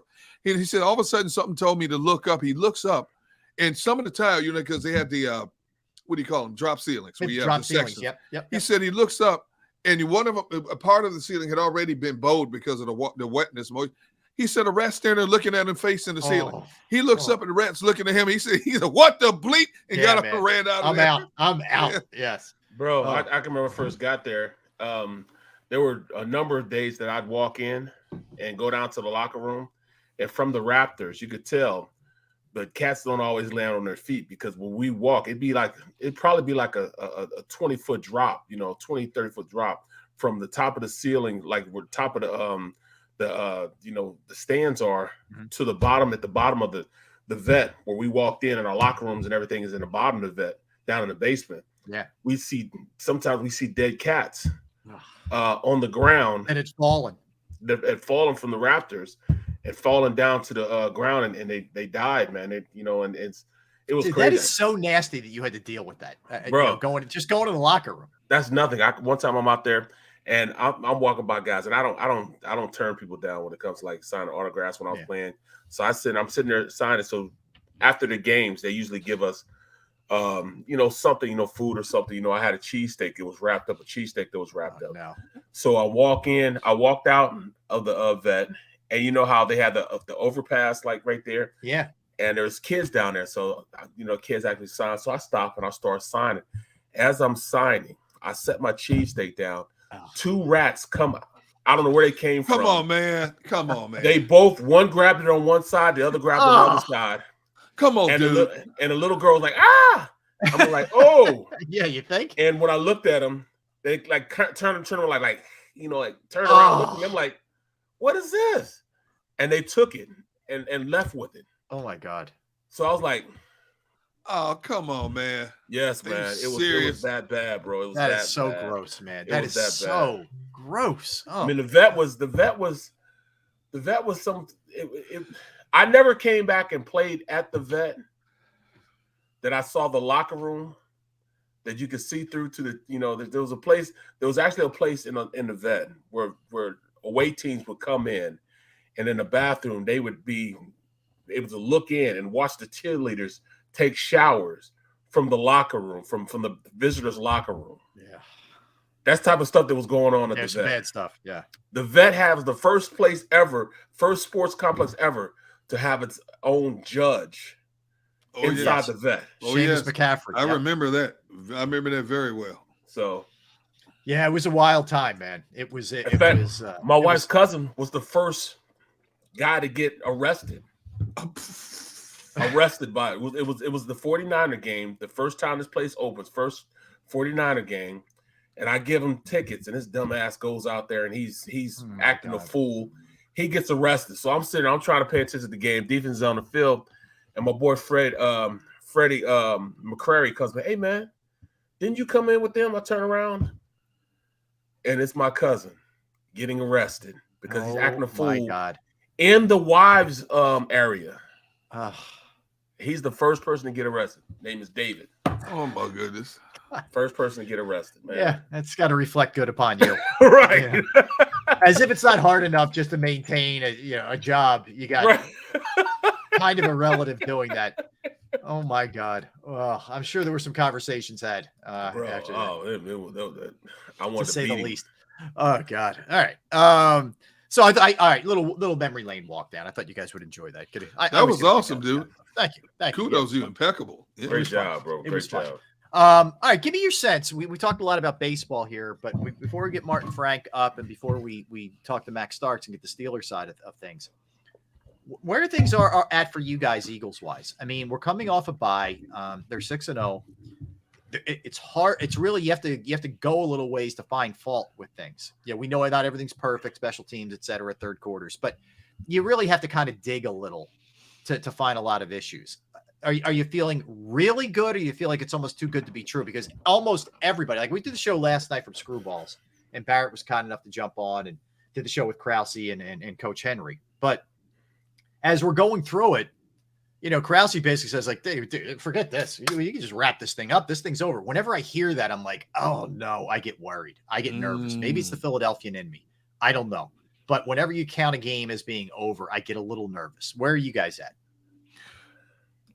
I look at the schedule, and there's nothing on the schedule that really makes me nervous about the rest of this schedule. There's four games that I'm really looking forward to seeing on the rest of this schedule. Against Green Bay, because I want to see if Green Bay finally fixes their offensive receiving problems and what Aaron Rodgers could do against this defense, or what this defense can do against Aaron Rodgers. The rematch with Dallas and the 2 games against the Giants. Those are the 4 games that I'm most intrigued about. The rest of the games in the schedule, I'm like, And I do think we talked about this stretch of games, Green Bay, Indy, and Tennessee. I do think one of those games could be the trip-up game. But I'm not excited about this game against Pittsburgh. I'm not excited about Thursday night's game against Houston, because I expect to see a dominant performance. And when I say dominant performance, that Pittsburgh game could be closer than what we anticipate. I don't see any way, shape, or form the Steelers coming in here and winning this game. I don't see any way, shape, or form the Eagles go down to Houston and lose that game. So, while I'm watching them intently, especially now with the addition of Robert Quinn, and I constantly keep talking about every week for me, it's what is Jonathan Gannon going to do this week? How is he going to attack an offense this week? Outside of that, it's like everything else is academic to this point. How about you, Bear? I am totally confident that I have the exact opposite as far as, the contrarian Philadelphian viewpoint. I'm thinking that they went into this bye week understanding that they left some money on the table and that they definitely need to work at some objects, and be objective on what they've done for the past 6 weeks. Find the flaws and go work on the flaws. And, flaws being the third quarter, allowing teams to get back in it, or allowing teams to think that they have a shot to come back. Flaws in the aspect that we don't have enough sacks with the potential of talent that we have at the defensive line position. Flaws that we have on special teams, in which our return game and our coverage has been non-existent. I mean, our return game has been non-existent. Our coverage has been okay, but our return game has been non-existent. That they will work on those type of things, and we'll become a better team because of it. That's why I totally believe that we're going to come out even better in the bye than we did going into the bye. They've always, for the past 6 weeks, they've overcorrected everything that was something that was hindering them from the previous game. We knew that they would come out, against Detroit. They didn't tackle well. They came out and tackled everything. If it wasn't stapled down and screwed down, they tackled it. The next game, they go out there and, Devontae, the passing game wasn't something they worked on. They ran the ball consistently. So the passing game is something they need to work on. Jalen goes out and rips them for over 300 yards, even in the first half. The next game they come out, they hadn't had any sacks. They hadn't got Hassan Reddick going. They go out there and blow the doors off the Commanders' offensive line. Was it 9 sacks? During that game, AJ in that what was it against the Minnesota game? AJ didn't get a lot of catches. He didn't do a lot. They overcorrected in the Commanders game also and get the ball to him. Even against Arizona, they made a point that they were going to make sure that Dallas Goedert would be targeted, and he got his targets, and he had a hell of a game. They almost overcorrect in their ability to do stuff. They could run the ball when they want to run the ball. If they feel they didn't run the ball, the next week they're going to go out and run the ball. This game should be a complete game, because I really feel as though they sat down and analyzed and overlooked and didn't overlook anything as they went forward, going forward into the season. So I truly believe that they sat back now, corrected their mistakes, see what was the cause of them not going into the third quarter and being ready in the third quarter. So they have to go out and play keep away football in the fourth. So I think that's what they're going to correct, and we're going to get a complete game out of them this game. Yeah, I like what I don't see with this bunch, and I really don't think they're going to prove me wrong with this. I don't see them getting complacent and feeling good about themselves, and we're Not at all. fine, and we can just roll out. I think when you're coaching your quarterback lead the charge, going railing against that, it's going to keep everybody else in check. And I think that's the biggest thing. Jalen is going to keep these guys on their toes offensively, and Sirianni generally is going to keep them on their toes to not turn into that bunch. I really believe that. Like that to me, like they may come out and not be quite as in rhythm just because there was a layoff, but it's not going to be, oh, we know we're going to kill the Steelers, man. Not a problem. We're just going to show them. Right. It's not that. That's just not the way they're wired. Kudos to the coaching staff for keeping them grounded. It's very easy to walk in their locker room as a player and look at what we have on offense. Look at what we have on defense, and we just added another body. It's very easy to get caught up in your surroundings. And I give the coaching staff a lot of credit for keeping these guys grounded, and the veteran leadership for keeping this group grounded, because there's very few guys left from that 17 team that know what it takes to get to where you want to go. And you have a vocal group of veterans who are not afraid to check people, i.e. Jason Kelsey, right when the season started, wanted to make sure everybody understood. We ain't won anything yet. We haven't done anything. Season hasn't kicked off yet. Pump the brakes on this Super Bowl talk. We got 17-game journey before we even get to that point. No, technically, if they're the number one seed, a 19-game journey before you even get to that point. So every week's a different story. And as we've seen the first 6 weeks, every week has been a different storyline, how they got to the finish line in those games. I can't wait to see him. By the way, he's practicing again today, Robert Quinn. I can't wait to see the way that he's incorporated, right? I mean, that's it. He's practiced the last 2 days. There's no doubt that he's going to be playing on Sunday. And it just feels, I was talking to Rich Gannon earlier today, and he said it has a feel to when the Rams made the move for Von Miller. Now, I'm not, he wasn't saying that they're equivalent exactly, Quinn and Von Miller, but he thinks going to another team, a team that's got a good chance to win a Super Bowl, a team that's rolling right now with better talent, where they're not going to focus as much on him, it's just going to open things up for Quinn to be able to get loose, man. Well, yeah, you're talking about when Quinn last year had 18.5 sacks. He got 18.5 sacks because the offenses weren't worried about Quinn. They were working about Khalil Mack, wreaking havoc. Right. So once Khalil Mack left, now he's by himself. Now, offenses can go out there and they can send protection his way. They can slide protect his way. They can double team him. They can send him back that way, or they can send a tight end and have him stay in and block him.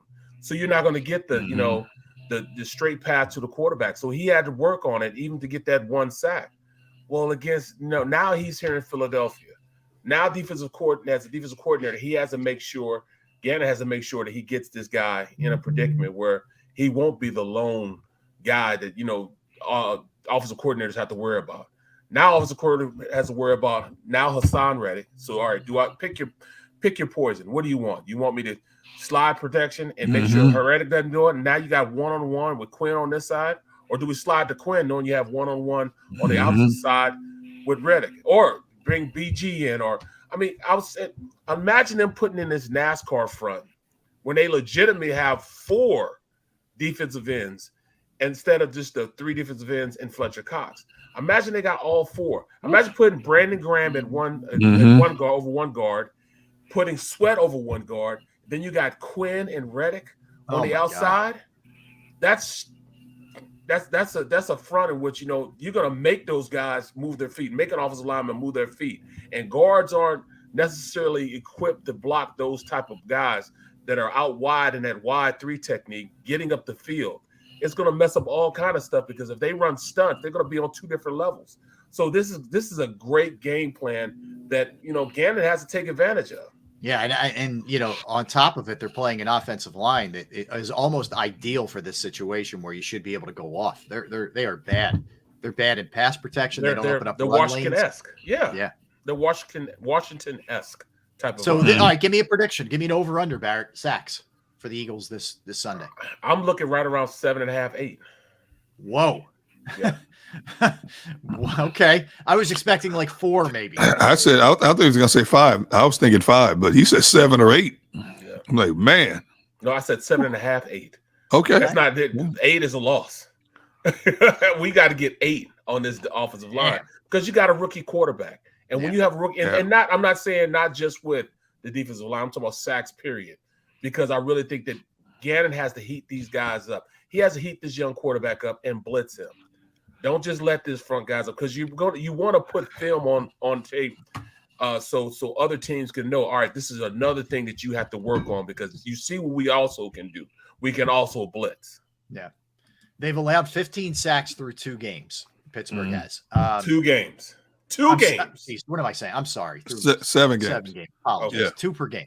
But Trubisky was sacked 9 times in 5 games. Yeah. Pickett 6 times. Pickett's a little bit more mobile, but the thing is, even if you don't get a sack, Pickett is much more willing or able or likely to throw an interception too. Mm-hmm. Pickett's got 7 interceptions in 4 games. Yeah. You know, so even if you're not necessarily sacking him, he might panic and just, make a bad decision here, and all of a sudden you're getting an interception. Hit him a few times, and all of a sudden he's throwing the ball a lot sooner than he wants to throw the Yeah, football. get gunshot. Get it. There you go. You hit him, you knock him around a few times. Don't even if you don't sack him, just hit him as he's releasing. Make him curl up a little bit more. It's quarterbacks. When you curl up, you're not putting the same velocity on the ball. You're not having the same accuracy in the ball, man. That's when your ball starts to veer off too far in front of the receiver, too far, and that's when the DB's trailing, turns his body, boom. He's the receiver more so than the actual receiver himself. Hey, I'll tell you what, the stream is undefeated. Yeah, they're on fire today, man. Look at Mars. Mars said NASCAR D-line package, but Grandma Gannon is in the driver's seat. Yep, that's my biggest concern. That is amazing, man. 17 points per game, 4th in the league. All right, there's still room on the Gann wagon. He said, "Grandma." Nah, you know what? You can give my seat to somebody else, bro. Oh man. Yeah, you I'm can telling you, bro. I'm donating my seat to charity. 17 points. That's all that matters. Who cares about everything else? Everything else is window dressing. Just don't give up point. Gann wagon. All right. So we're going to come back. Martin Frank's going to join us from the Wilmington News Journal. Martin covers as the Eagles beat writer. We will talk to him about this Birds-Steelers matchup, the Robert Quinn trade, just the big picture of this team as they are off to that 6-0 start. So we'll do all of that at 1:30. We'll have Max Starks, Max Starks, who is Barrett's former teammate, played for the Steelers for a long time now, calling college football on the radio. We will talk to him about the Steelers. A lot of stuff to do in the final segment, including the Sixers. We'll get overall game predictions for the Phillies in this entire series. The Eagles this Sunday, birthdays, movies, don't go anywhere. We got you covered. He's Barrett. He's Derek. I'm Rob. We are JAKIB Sports YouTube Network Sports Take. All right, let's talk about Flynn Tree Services. Flynn Tree Services is an experienced, licensed, and insured Pennsylvania tree services company that will trim or remove any unwanted trees off of your property. Here's the great thing. They offer cost-effective solutions to any tree problem that you may face. So if you're not really sure, I just have to have this trimmed back a little bit. I got to have this taken down, whatever the case may be. Any types of issues that you have in your tree or your yard, they're just a quick phone call away. They're experts at trimming all types of trees, and they serve southeastern Pennsylvania, South Jersey, and northern Delaware. Flynn Tree Services specializes in tree removal, stump grinding, as well as tree pruning. Keep in mind, we're in that storm season right now. It's a great time to have your trees evaluated, just to make sure, just to be safe, that they're not going to come down on your house, on your wires, or on somebody. You don't want that. Go to their Facebook or Instagram page for more information or a sampling of their work. Give Flynn Tree Services a call at 610-850-2848, 610-850-2848, or online at flynntreeservices.com. That's flynntreeservices.com. Philly sports fans, I'm Tom Giordano from Ponley Hockey Giordano. First and foremost, thank you for watching the Ponley Hockey postgame show. But right now, we're giving away tickets to the World Series. Follow Ponley Hockey on Instagram and check out our posts for your chance to win tickets to all 3 Phillies home games. Go Phillies and go Birds. Welcome to Ponley Hockey, the largest workers' compensation law firm in Pennsylvania. With over 250 years of combined courtroom experience, we've helped over 100,000 injured and disabled workers obtain benefits, as well as some of the biggest settlements in the state.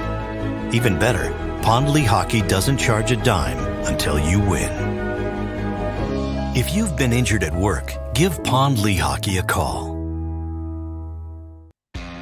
Go to get your game on. Go for the beers. Go for the cheers. Go for the hit and the hits. Go for the stakes and the stakes. Go to get your parlay on. Go to get your party on. Go for the scene. Go for the screens. Go for the gallery. Go for the win. Go to Ocean. Visit theoceanac.com to plan your visit.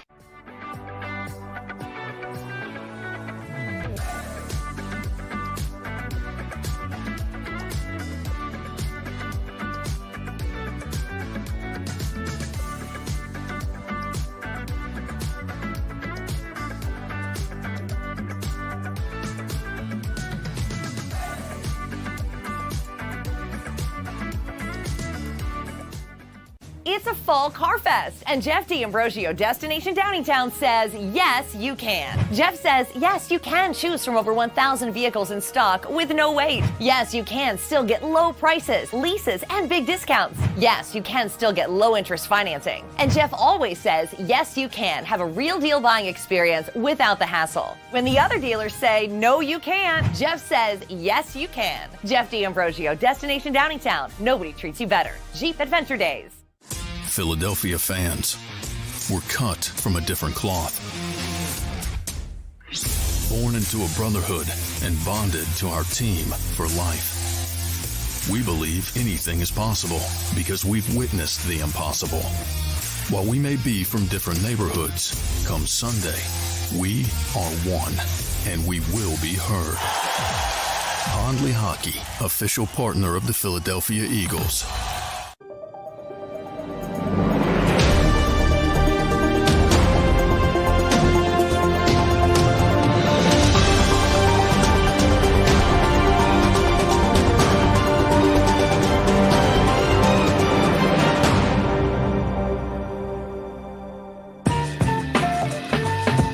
All right, welcome back, everybody. Happy Friday, one and all. Thanks for hanging out with us. We are Sports Take, JAKIB Sports YouTube Network. He's Barrett Brooks. He's Derek Gunn. I am Rob Ellis. Joining us now, does an awesome job covering the Eagles writer, NFL writer as well for the Delaware News Journal. And I thought had a fascinating article today on the Eagles buyers-sellers situation. Martin Frank. Martin, welcome to the show, man. How you doing? I'm doing great. Thanks for having me. Martin, how's it going, man? I thought it was an interesting take by you. After the Quinn deal, I guess we're getting greedy. We're thinking, what's next? In terms of like, what else are they going to buy? But you kind of flipped it the other way. So just to explain to people kind of where you're at with that.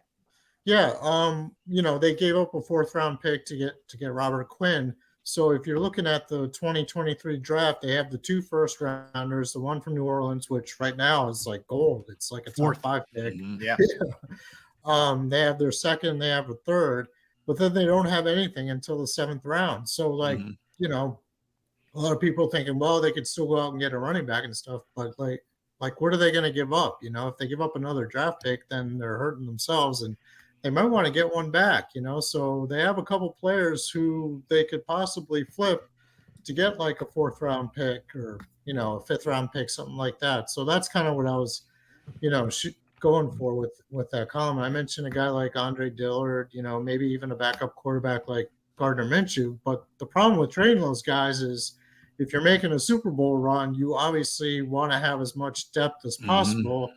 And a guy like Dillard, they might need him. Jordan Mailata's missed pretty much 2 games.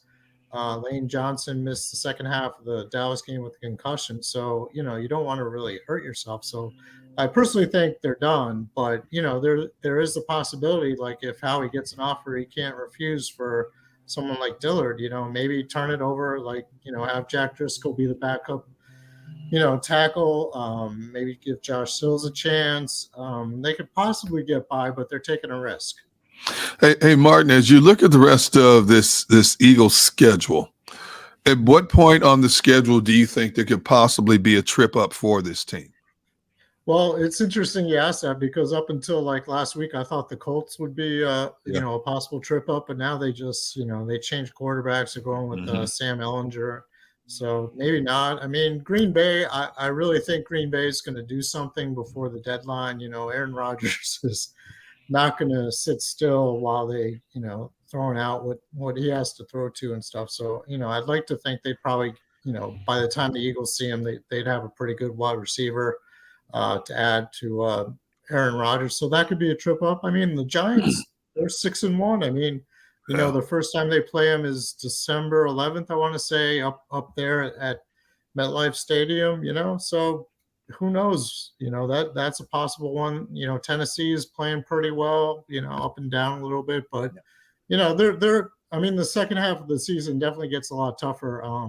The Eagles also have like that 3-game road trip with the Giants, the Bears, and the Cowboys. So, it's going to be a lot tougher. I mean, if you're focusing on, an undefeated season, I think that probably won't happen, but, they'll get tested, definitely.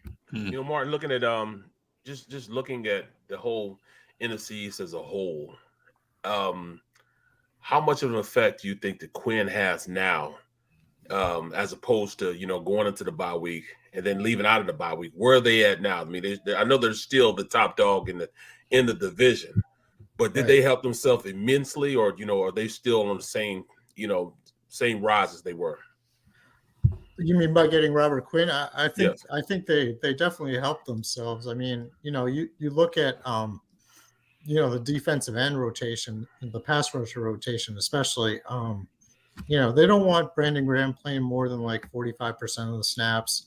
They could probably limit Josh Sweat a little bit. Robert Quinn's a guy. Last year he had 18.5 sacks. I mean, he's only got one this year for the Bears, but.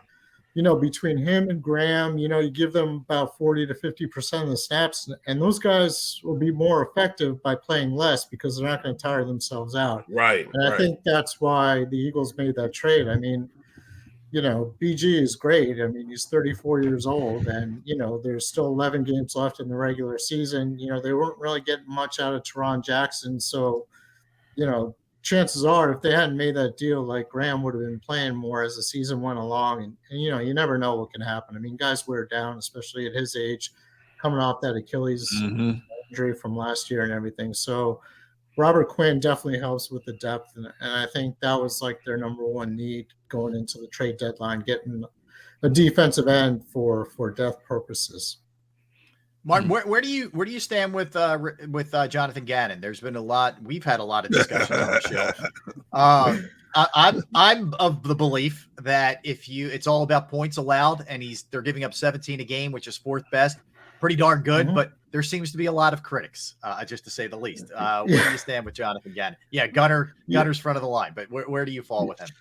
Well, I kind of think what you're seeing with the Eagles defense this year is kind of like Jonathan Gannon's system that he wanted to use last year, but he has better players to use it this year. So, for example, he likes that overhang, with like a fifth down lineman, which, at most of the time is Hassan Reddick and stuff. Well, last year, instead of Hassan Reddick, they had Jannard Avery, who had like 1 sack in 12 games. And, Reddick is probably, like, everyone talks about A.J. Brown being like a huge difference maker on offense. And I think Reddick is the equivalent of that on defense. So that makes Jonathan Gannon look better. He's got 2 great cornerbacks in Darius Slay and James Bradbury. Those guys automatically make Jonathan Gannon look better. So, he's able to play the system that he wants to play because he has better players to play them than he did last year. So, you can criticize him all you want. And maybe, the Detroit game was kind of they gave up a ton of points in that game and everything like that. But, he's got good players, and that makes him look good. What's your expectation in Jalen Hurts coming out of the bye? It's, just like they can go back and evaluate 6 weeks of film and really diagnose and break down film on him. That's also 6 weeks that the defensive coordinators are able to sit down and break down film on him. What do you think? Give me a sense on how he's going to go leave the bye and go into the rest of the season. Yeah, that's an excellent question because I kind of liken it to, a starting pitcher like Zach Wheeler or something like that. When he's new, you go through the lineup, you don't really, what to expect from the pitcher, but you make adjustments, and then it's up to Zach Wheeler to then adjust back to what they're doing. And I think it's the same thing with Jalen Hurts. Like, defensive coordinators are now planning for him first and foremost, before they plan for anybody else like AJ Brown or Miles Sanders or something like that. So, they're gonna try different things with Hurts.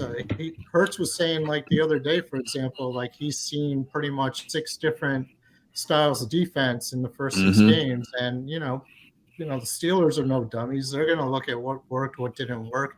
Some teams had some success blitzing against him, and he's got to find a way to either like escape the pocket, get rid of the ball quicker, find a guy like that. So I anticipate. I mean, Hurts is a student of the game. He spent like the bye week studying film. Like Nick Sirianni gave him a packet of stuff to go over, and obviously Hurts did, because he's pretty conscientious about that stuff. So I fully expect him to kind of make that necessary adjustment, and I think you can expect like good things from him for the second half of the year, just because of the preparedness that he goes through on a weekly basis. Hey, Martin, based on his history, how much concern, if any, do you have about the durability and the availability of Miles Sanders now that you've got an 11-game stretch coming up? Yeah, I have a bit of concern about that, because the one thing the Eagles haven't done so far is address the running back situation.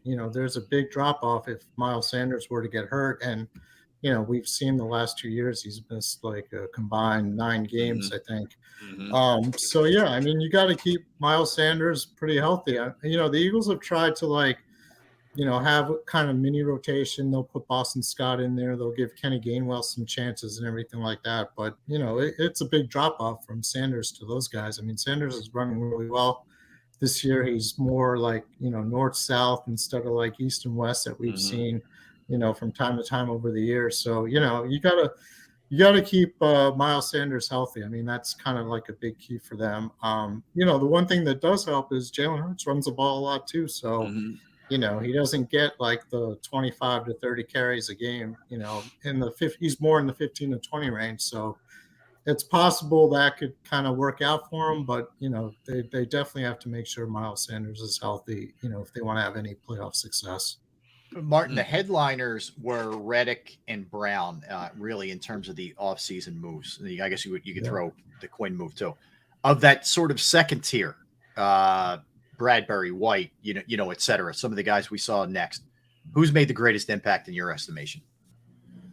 I'd say Bradbury. I mean, that guy's, it's kind of funny because you go into the Eagles locker room after every game and you go to talk to Darius Slay or Bradbury, and Slay's always like, why did the Giants let this guy out of their building? I mean, he's kind of been like everything they expected and more. He's been totally as advertised, and it doesn't always happen when you sign a free agent, cornerback, especially late in the process, like the Eagles did with Bradbury. So I would say he's been kind of like their best low impact, low profile free agent signing. Kaiser White's been pretty steady. They traded for Chauncey Gardner-Johnson. It took him a little bit, but I mean, the last 2 games, he's got 3 interceptions. So he's kind of adjusted to that safety role. I mean, that's the thing about this team, like being 6-0, they've gotten those kind of contributions from pretty much everybody that they signed. Yeah, they have. Season. And the last time it worked out like that was like 2017. I mean, pretty much all those guys they brought in. Yeah, exactly. Yeah. So, I mean, Howie had a great offseason. He's kind of he found the right players. They fit in well, and I totally expect Robert Quinn to fit in well too, because he's been around for 11, 12 years. I mean, I think he knows the deal that he's not going to play like the 68% of the snaps that he was playing in Chicago this year, and I think he's fine with that. I think he really wants to win. Hey, Martin, with the addition of Quinn, whose numbers get reduced? Yeah, I think Josh Sweat will probably lose some playing time. Maybe Hassan Reddick a little bit, but I think there's room for all those guys. I mean, maybe like some of the 3 guys in the middle.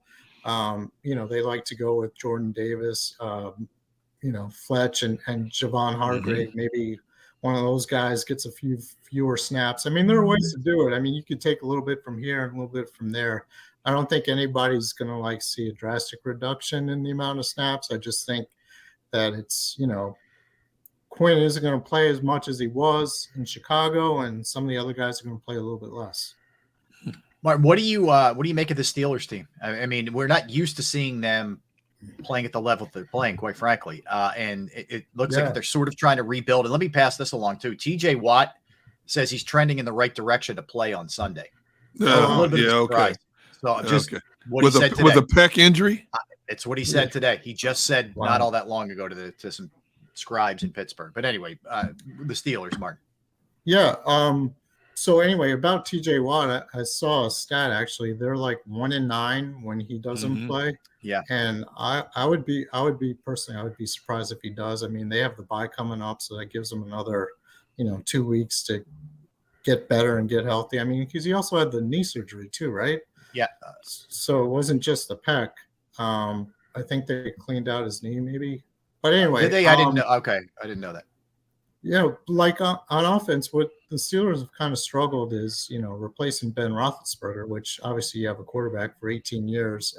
You bring in a new guy, it's going to be tough. But, they got 3 really good wide receivers, and you can't really sleep on them. I mean, if Pickett, it's going to take some time for Pickett to, become a quarterback who can hit those guys. But, there's always that potential. I mean, you got receivers in Deontay Johnson, Chase Claypool, and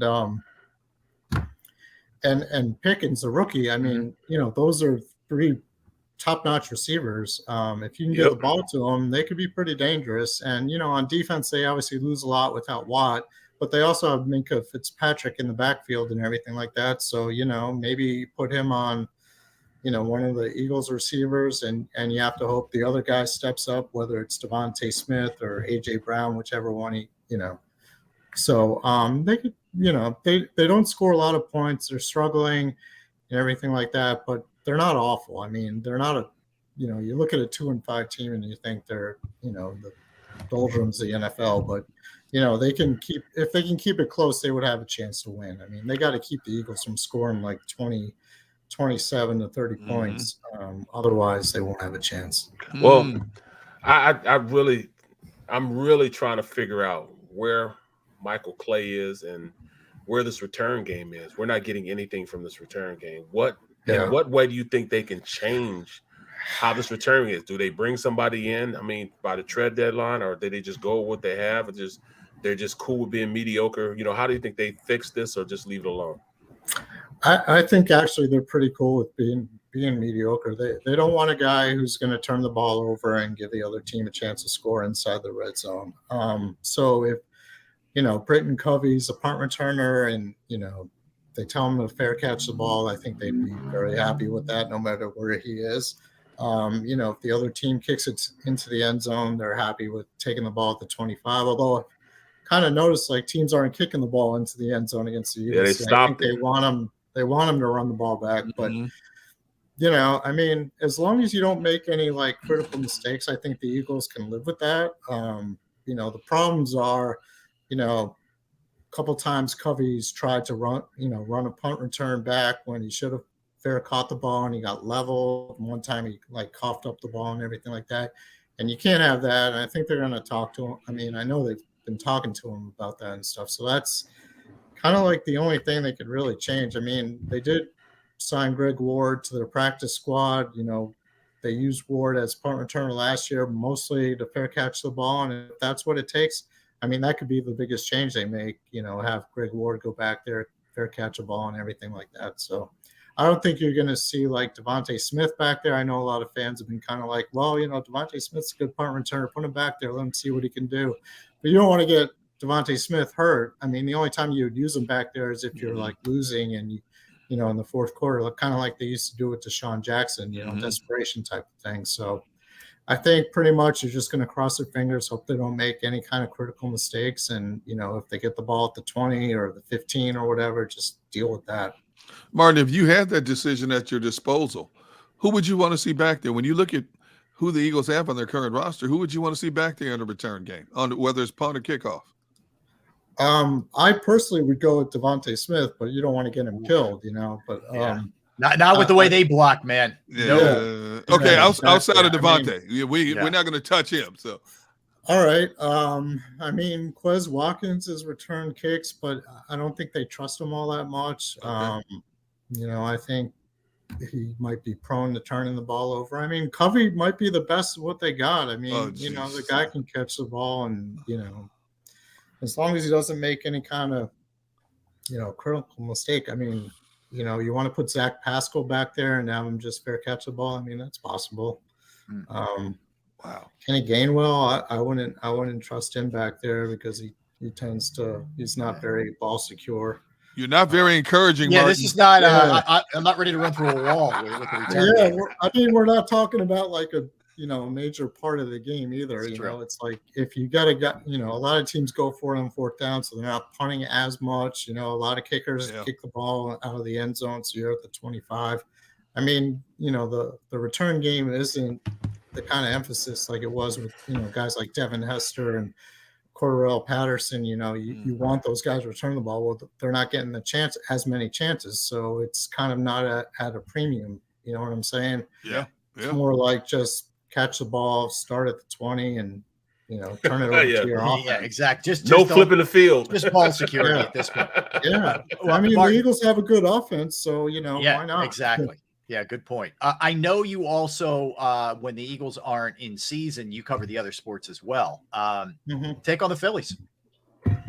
Yeah, it's awesome. I mean, everybody thought like going into the end of September. I mean, I think they got swept by the Cubs. They had lost 9 out of 12. Their lead over Milwaukee was like a game and a half, and everyone's like, "Oh man, they're going to blow it again." And all of a sudden they turn it around, and they're made for the playoffs because they have the 2 starters in Wheeler and Nola. And, when you're playing the wild card round against St. Louis, that's enough. When you're playing in the divisional series, that's enough too. And, you get into a 7-game series, you're going to need some of the other guys like Ranger Suarez, but like the Phillies bullpen has been awesome. I mean, Alvarado's a stud. He's practically unhittable. Sir Anthony Dominguez was struggling towards the end of the season, but he's kind of turned it around. And you get an inning out of Zach Eflin and stuff. You got 3 really good back end bullpen guys that you can mix and match based on what the other team has. Houston, although I think is going to be a much bigger challenge than the other teams the Phillies have faced. I mean, they've got great pitching, they've got great hitting. Yes, they won 100. Yeah, exactly. They won 106 games for a reason. I mean, they're by far the best teams that the Phillies will face. But if Wheeler and Nola can keep them close, you got a bullpen that can hold on to a 1-run lead. I mean, maybe that's all you need. Yeah, no question. Well, listen, Martin, I suggest everybody check out your work on Twitter. You can find him at mfranknfl and, of course, DelawareOnline.com. You want to check out his Eagles work /sports/Eagles. Martin, thanks, man. We appreciate it. Thank you, man. Thanks a lot, man. Appreciate you. Yeah, thanks for having me. It be a big weekend, huh? Pleasure. Yeah, it's going to be huge fun. weekend. Yeah, it's going to be fun. That's for sure. Thanks, Martin. Appreciate your time. Good insights there from Martin. Guys, I wanted to kind of hit some of our NFL stuff that we do as well. Fridays, we do our overall NFL power rankings. We do the AFC and the NFC leading up. And on Friday, we do our power rankings. We'll get to the big games of the week in a little bit after we talk to Max Starks, which isn't all that far away, top of the hour. So let's do it. Let's do our 5. Who wants first crack at it? I'll go. D-Gun in the house. All right, here we go. Yes, NFL power rankings. At number 5, I've checked in with the Vikings. At number 4. How much did that hurt you, by the way, to just say that? Man, it hurt because I have the Giants and the Vikings right there. Okay. And I give it to the Vikings based on quarterback play and weapons on offense, Number 4, Dallas. Number 3, Eagles. 2, KC, and 1, Buffalo. Okay. All right. I'll go next if you don't mind, Barrett. Giants 5, Cowboys 4, Eagles 3, Chiefs 2, Bills 1. I do not have the Vikings on there. I have a 2-loss Cowboy team, a 2-loss Chief team. Yep. Everybody else is either undefeated, the Eagles, or has 1-loss Bills and Giants. But I go Giants. I thought about the Vikings for sure. Yeah. I think the Ravens are trending right, but they're not right enough yet for me to have them leap in there. But I like where they're headed. And I can't continue to knock the Giants every week and keep saying reality's going to bite them. But So you guys do though. Both of you guys. No, I don't. I didn't say this is the reality. That's the chat room and other people. I've never said I'm waiting for reality to bite the Giants. But your rankings, say that though. No, you not see again. I see why Mrs. Brooks has gray hair. Jeez, here we go. Because her son. All right, no. Listen, where you have the Cowboys before the Giants. Yes. To me, that doesn't make any sense. Why? Cowboys already beat the Giants. Yeah, they beat them. So I mean, if they're tied, they're half. You got. I like Dallas's personnel on defense better than I like the Giants' personnel, even though Wink Martindale has gotten Who's got the most losses? You are with your 2. winning. Who's got the most quarterback sacks? Who's got the better rotation on the D line? Who has the better? He has no.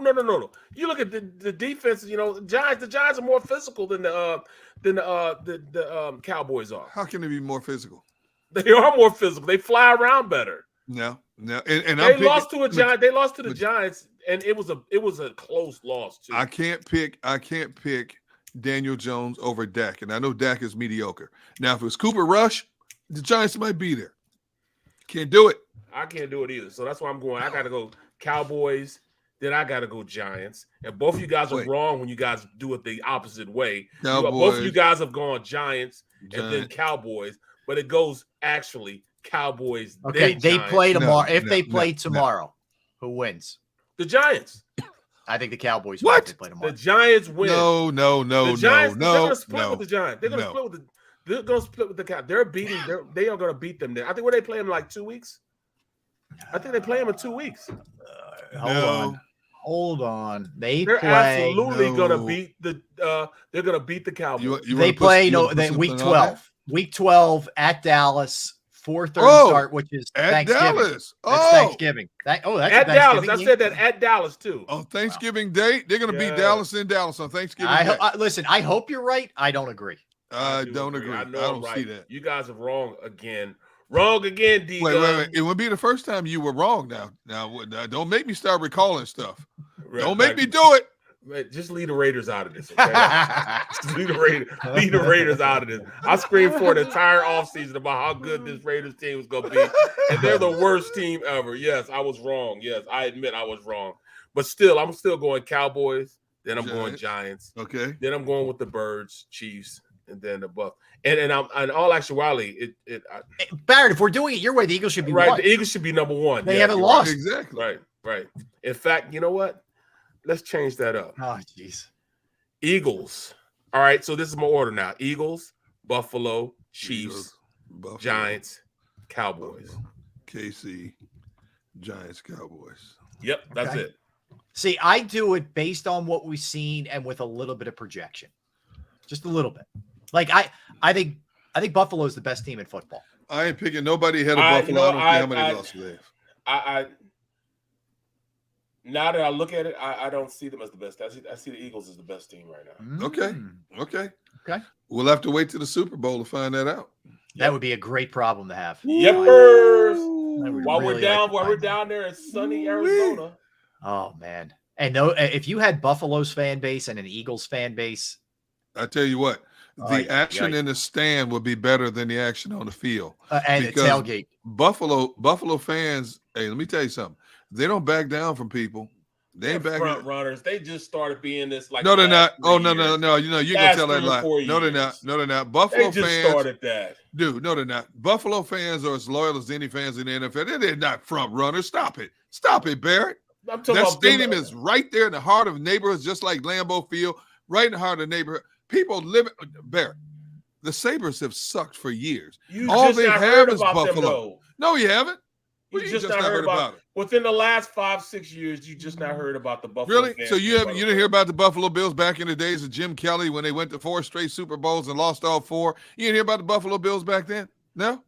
You know the team existed then? Yeah, I know they existed because they were good, but still. No. As many times as I've been to Buffalo covering games, those fans are loyal. And let me tell you something. they ain't afraid to speak their minds either. That's why I said if Buffalo fans and Eagles fans met in the Arizona desert in the Super Bowl, the action in the stands during the game might be better than the action on the field. The hitting in the stands might be better than the hitting on the field. Oh, my fans gonna whoop their ass, bro. I ain't saying who's winning or losing. I'm saying there's gonna be people going toe to toe. Our fans are going nuts with it, Oh bro. my We God. don't play that, man. I'm not saying who's gonna win a fist fight in the stand. I'm just saying it's gonna be people toe to toe in the stands from kickoff until the final gun. Tell you that right now. They try to slam. They try to slam tables. Eagles fans slam other fans. That's what I'm saying. All right. On that note, let's get a timeout, and we'll come back. We'll talk to Max Starts. Another one. This is like old home week for Barrett. We'll talk to another one of Barrett's teammates when we return. We are Sports Take, JAKIB Sports YouTube Network. All right, let's discuss Station Tap Catering, because Station Tap Catering coming up tomorrow has an unbelievable event. It is called Fall Fest. Fall Fest will take place from 12 to 6. Live music with Round Tower, beer gardens, kids costume parade, okay? Food vendors, craft vendors, Station Tap outdoor seating, Fern Boulevard, Drexel Hill, Fall Fest tomorrow. Going to be a nice day in the Delaware Valley. 12 to 6. You get it all. You get music. You get a beer garden. The kids can do their thing with their costumes. You get a little more bounce for your buck out of the costumes, not just Monday night. They can wear them tomorrow in the parade. Food vendors, craft vendors, you name it. Station Tap, outdoor seating, Fall Fest, Station Tap Catering. Go to get your game on. Go for the beers. Go for the cheers. Go for the hit and the hits. Go for the stakes and the stakes. Go to get your parlay on. Go to get your party on. Go for the scene. Go for the screens. Go for the gallery. Go for the win. Go to Ocean. Visit theoceanac.com to plan your visit. Since 1977 at Rafferty Subaru, we have always been about our customers and the community. Early on, a safe and durable option, we've evolved to become the best overall brand according to Kelley Blue Book. Over the last 14 years, we've donated thousands of dollars through the Subaru Share the Love event and found homes for hundreds of pets. The Rafferty family is proud of our 45 years in business. This month, celebrate our anniversary with special financing on select models. Visit us and see why.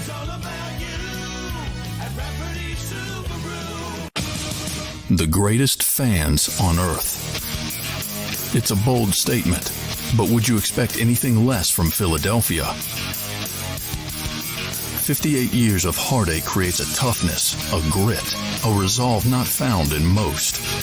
Sure, our prayers were answered, but now that we've had a taste, we're looking for more. Pondley Hockey, official partner of the Philadelphia Eagles.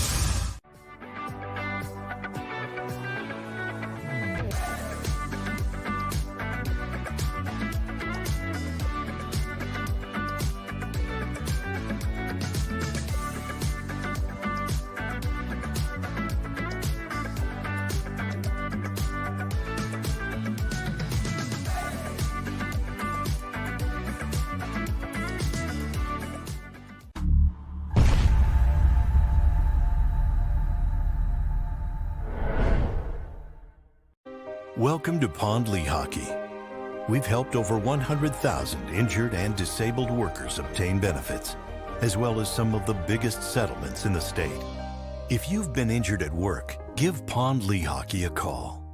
Philly sports fans, I'm Tom Giordano from Pondley Hockey Giordano. First and foremost, thank you for watching the Pondley Hockey postgame show. But right now, we're giving away tickets to the World Series. Follow Pondley Hockey on Instagram and check out our posts for your chance to win tickets to all 3 Phillies home games. Go Phillies and go Birds.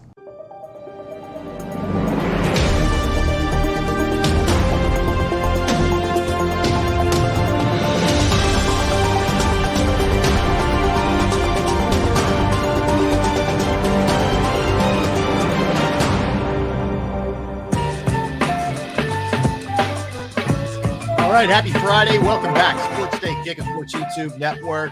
It's been fun to catch up with a couple of Barrett's old teammates. This week, his former teammates.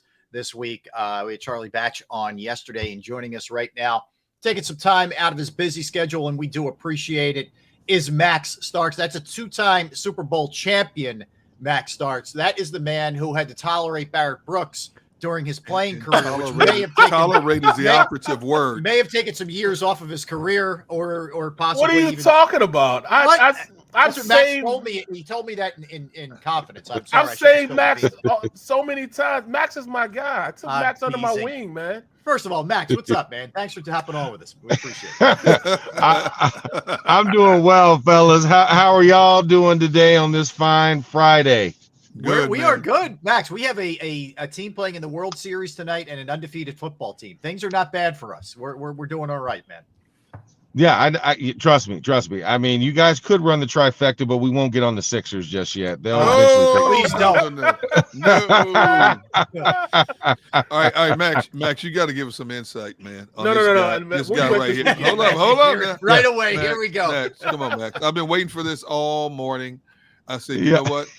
We need some dirt. Now I know a lot about this dude, but because he tells us one thing, and I know there's more truth out there somewhere, we need to go to a definitive source in terms of what don't we know about him. Yeah.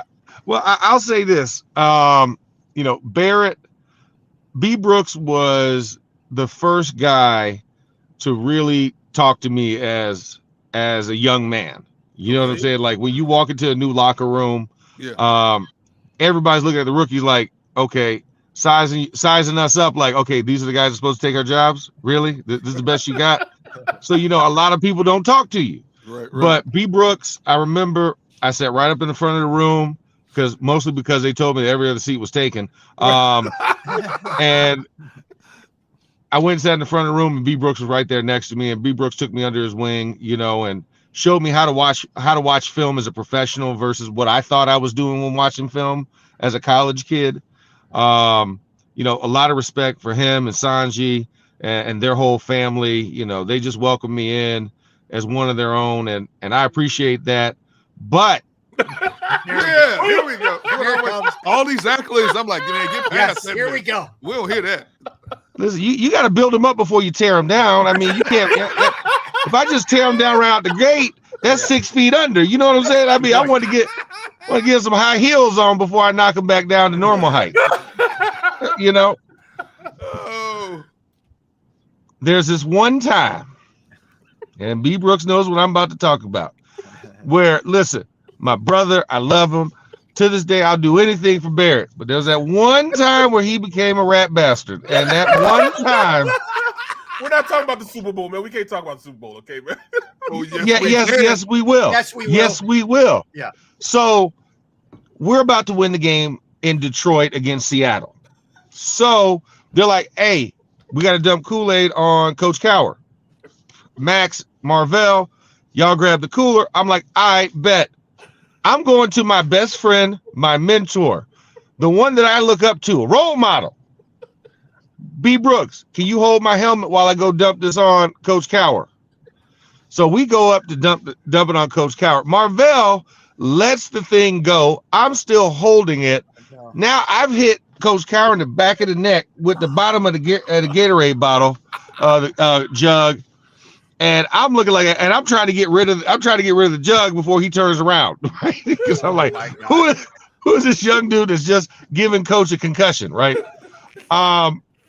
So then an interception happens, turnover. We got to go take a knee for the last play of the game. I'm excited. I'm like, last two plays. B, where? Yeah, exactly. It was 2 knees. That's right. It was 2 knees.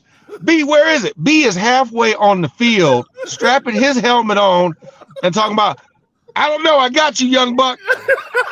Deuces, and runs out and steals the last 2 plays of the game. And I'm looking for my helmet. He has kicked it way underneath the bench. Oh, my God. All the way almost to the wall. I'm like, how the hell did that get that far away? And it's because B. Brooks acted like he was going for a perfect 300 game and rolled my shit all the way back. My God. We never heard that before, Max. That is awesome. No, you gotta understand the situation. Now, back then they had performance pay, you know what I'm saying? And at that time it was like $500 a play. And I didn't have enough playing time on that check, man. So, he gave me the helmet, and then all of a sudden, it was an interception, and everybody's running around like, hey, we got to go back in. We got to go back in. So I don't know, man. Hold up, man. Wait, you sold your little brother out for $500? Yeah, that's all. No, it was 1,000 because it was 2 plays. Now you know what you're worth. Exactly. Max. You know what you're worth to him, man. Oh my God. Hey, and if he had sold my helmet, it probably would have been worth more than that than 2 plays. He might have. Oh my God. But hold on now. Now, and I bailed him out too. Now listen. He has bailed me out. Yeah. This is rookie year. Him and the other tackle, like you got to take the offensive line out to eat. You know, yeah, Bo Lacey. Bo Lacey's the other tackle, you know, so both of these guys. So Max is a 3rd round draft choice. He got money. Bo Lacey's like a 7th rounder. He don't really have money, but we go out to eat. Now, at the time, they're ordering like Louis. Louis like, it was like what, $4,000 a bottle. $4,000 a bottle. 4 bottles of Louis. They got 4 bottles of Louis. They got Duck Head. It's like 700 bottles a bottle. So the tab comes up. And the tab is $26,000. Jeez. No, and some change, 26 and change. So, like I said, I got a great relationship with those guys because, you know, I'm virtually, you know, helping them out. And, you know, the coach literally told me, hey, you help these rookies out. Because you help these rookies, I'm going to keep you around. So, daggone right, I'm going to help them out. Yeah. Long story long, we'd only been in we'd only had like 5. We only collected like 5 checks before then. You know what I'm saying? It's like the 5th or 6th week. So, it was him and Bo Lacey in the corner. And I hear a psst, and we're sitting there eating. I'm like, what is going on? Yeah, so it's Max and Bo Lacey looking at me and hitting around the corner, telling them, come here. So they come to me and said, B, what are we going to do? I said, what are you talking about? Man, I ain't got that much money in my account right now. We've only been playing for 5 weeks. What am I going to do? I said, what do you mean? You got to pay for it. I ain't got enough to pay for it. What does Big Brother do? I go ahead and pay for it. Oh. So they don't know. They don't say, you got to pay me back on Monday now, right? You gonna pay? Oh yeah. Yeah, exactly. Hey, this was Friday. I was like, you got the checks got to clear, but I have no credit. I am 22 years old in the NFL. I have not established any credit. I had that $1,000 credit card that you max out your freshman year of college on a deal for a couple of T-shirts and a discount trip to Cancun. You know what I'm saying? Like, my credit was wrecked because of that one credit card. So I'm trying to get a credit card as a pro athlete. They're like, here's a credit card. Your spend limit is $5,000 because you don't have any credit history. And they're like, oh yeah, just put it on the card. Right. Okay, and long story long, what do? I said, you know what? I'll do it. I'll pay for it. You guys just pay me back on Monday or Tuesday when you get the money. They're like, all right, cool. Thanks, B. But little did they know, I put him up on game later on. He said, well, B, man, I really appreciate you doing this. I went, oh, it's no problem, you know, because now you can't write it off. I can write it off because I paid for it. You're like, oh, B, how you going to do me like that? I paid for it. No, I said, no, I paid for it. So I got to write it on my taxes, and they couldn't. They were hot at me. I wrote it off on my taxes. Bam! Yeah. My tax write-off. Statute of limitation says because I sent him a paper check and I wrote the memo line for rookie dinner purposes, I also wrote said check off. Now, Bo didn't write it off because Bo was about 12 sheets to the wind during dinner. That's the other thing that we had talked about. Bo said, man, it's going to be so expensive. We might as well get drunk. Let's go drink some Mad Dog. I was like, absolutely not, sir. Absolutely not. Nope, we're not doing it. Oh my God. That is awesome. That is awesome. Well, Max, I got to ask you, you had obviously a great career period, but you had some unbelievable years with the Steelers. What's your sense of what's happening now? Obviously, you know, the offensive line, nowhere near what you guys are accustomed to from your days, Barrett's days, et cetera. Yeah. What's happening with this team, man? Well, I think the biggest thing, you know, when you look at it's growing pains, right? I mean, this is what a lot of teams in the NFL experience year in and year out, or every couple of years, right? The cycle kind of turns over, and the Steelers kind of staved off that cycle because of Ben Roethlisberger, right? Because he came on to a veteran team and inserted himself as a cog in the wheel. He didn't try and reinvent it. And then as we built other positions, you didn't have to worry about the quarterback position. But I think when that salary got big in the last couple of years of his career, that crippled a lot of your middle class guys that you could carry over to really teach the young guys and kind of have those bridges in between, to where now in this year you got a lot of young guys. Like last year we had a lot of young guys.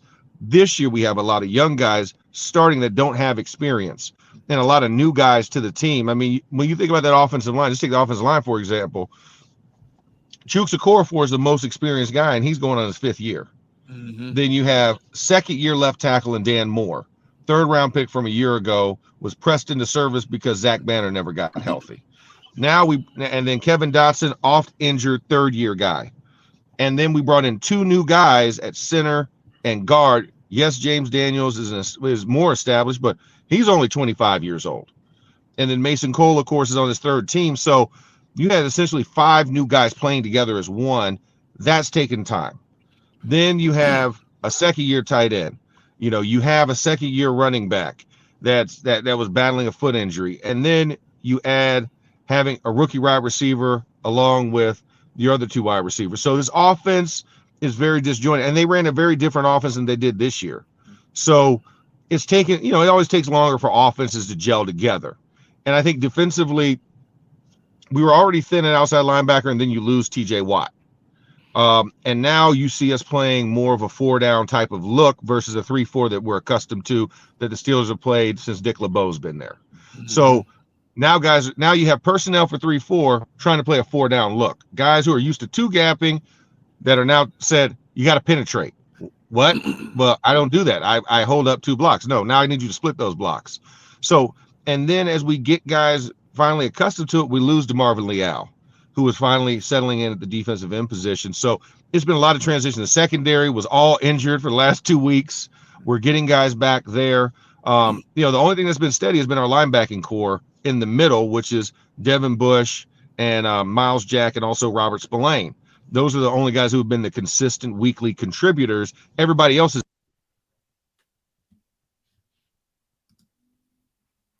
Uh-oh. Man, What happened? that was out of nowhere. He was at a very clear signal. All right, Xander, we'll try and get him back up. Boy, he's awesome, by the way. That's my guy, man. That's what He does. He's phenomenal. The storyteller, breaking it down. I think we got Max back up. Max, we just lost you like mid-sentence there, man, if you want to kind of pick it up. Yeah, I know. My agent called by accident, and I was like, I put do not disturb on. You'd figure he would know when I'm on it, but he has a knack for calling me when I'm busy. But that's been really the tail of the tape. I mean, Cam Hayward's been healthy. Miles Jack, Devin Bush, Robert Spillane. Those are the only 4 guys that have been healthy consistently week in and week out. Everybody else has kind of been revolving through. So that's why you've kind of seen this up and down performances from the team. And they're learning. It's a young team, and it's a team that's growing, but it's not growing fast enough, especially when you look at this year's season. I mean, the only advantage is that you only have 10 teams above 500. Of course, your team leading the way at 6-0, but everybody else is 5-5, and 500 or below. So it's not even that much of a separation between a lot of teams unless you're in the NFC East. Everybody else has been depressed, playing around the league. So we're kind of on par with everybody else, I feel. So, Max, can based on what you just said, can this season for the Steelers be salvaged? And when I say salvaged, I don't mean a playoff team, but just a 500 team. I think we can. I think we can, because the good thing is after this game, we have a bye. And as we know, this week, TJ Watt's been activated in the 21-day return window, which when we look at across the country, the team that you guys already played, the Arizona Cardinals, a team that was in a similar situation, then what? DeAndre Hopkins comes back. They look like a completely different team with 1 player added. So I think there is that kind of optimism that we can get to around that 500 range. Obviously, we can't have 500 outright anymore unless you go for a tie. But I think this team can be in the 8-win category, and it might be a little bit below 500, but I think they can still get there because a bulk of our divisional games are still at the back half of the season. We've only played 2 games going into the bye, and we'll have 4 on the back half after the bye. So I think there's some opportunities there. We still have the Saints on the schedule. We have some doable and winnable games on the schedule. We've gotten through the roughest part. You guys are on there. Buffalo, we've already played. The surprising New York Jets that nobody saw coming. playing exceptionally well. So we've gotten a lot of those guys out of the way. Now the Giants will still be another challenge for us on the back half, and Atlanta, surprisingly, how well they're playing. I mean, it's funny. We talked about how deep the AFC was going to be this year, and the NFC was depleted. But now we're looking at it. There's a lot better teams in the NFC right now as the season stands. I mean, think about you guys, along with the New York, along with what the Cowboys did, and then of course looking at Minnesota. I mean, there's a lot of really good teams over on this side of the ball, and the AFC is a bigger division between our conferences. You know, I'm looking at it, and we talked to Chuck yesterday, and he said a good bit of the problems that the office is having is in offensive coordinator Canada. Matt Canada's really not doing well at putting his team in a better position. What is your experience with Canada? I haven't really talked to him, and you would think a former quarterback that's on the staff, that's around the facility all the time, would at least talk to the coordinator a little bit, just a smidge. And he's a coordinator. First of all, he's up in the booth. He's a guy that's always been up in the booth. He's not a sideline guy. Most coordinators like to be on the sideline. Yep. Because you get instant analysis, you can make the adjustments face to face, talk with your quarterback. If you're a defensive coordinator, talk with the middle linebacker and talk with the safety to see what they're seeing, make the adjustments. He's Mr. Telephone. I won't put that all on him. I think he's done better in the last 3 weeks with play calling and being imaginative and creative, but it's still not enough. I think when you have all the different pieces, at some point you have to break from your philosophy and your system as it's written to putting it into practical application of the personnel you have on hand. And that's where you're kind of seeing the differences, right? He's holding strong to his system and philosophy versus understanding what personnel he has. And that's where the disconnect really comes between the two. But now you see Kenny Pickett starting to mold more and be more creative within the confines of his system, which I think has fast-tracked him and allowed him the opportunity to have the success that he has. He's still a rookie. He's still going to make those mistakes, right? Last 49 seconds of a game, 3rd and 16, you're running. You got to lane to hit about 10 to make it a 4th and 8 on the next one. Live to play another play, 4-down territory. Don't throw it into double coverage in the corner of the end zone. Those are the decisions that he's still learning and processing. But the fact that he is agile enough to get out the pocket, to put stresses on the defenses at times, he's a willing runner. I'm not going to say he's a great runner, but he's a willing runner. And that's the first thing you need in a quarterback in today's NFL. You need the ability and the threat and the willingness to run. Not necessarily you have to. You don't have to be Lamar Jackson, but have that capability that if things break down, I need to freestyle. I need to create something. I was going to ask you about him, Max. Have you seen enough to have an idea that it's maybe headed in the right direction, or is it a total crapshoot right now as far as Kenny Pickett's future? I think it's heading in the right direction. I just think it's the learning curve that you're learning with everybody else. I love the chemistry that he already has with Chase Claypool and with George Pickens. I like the relationship he has with Zach Gentry and Pat Freiermuth, right? He's a guy who you can throw in cold, right? 1 weekend of practice, you have him throw 51 passes against Buffalo, right? I mean, I would never have done that. Like when Ben was a rookie, Ben, remember our goal, Barrett, 25 passes or less. Right.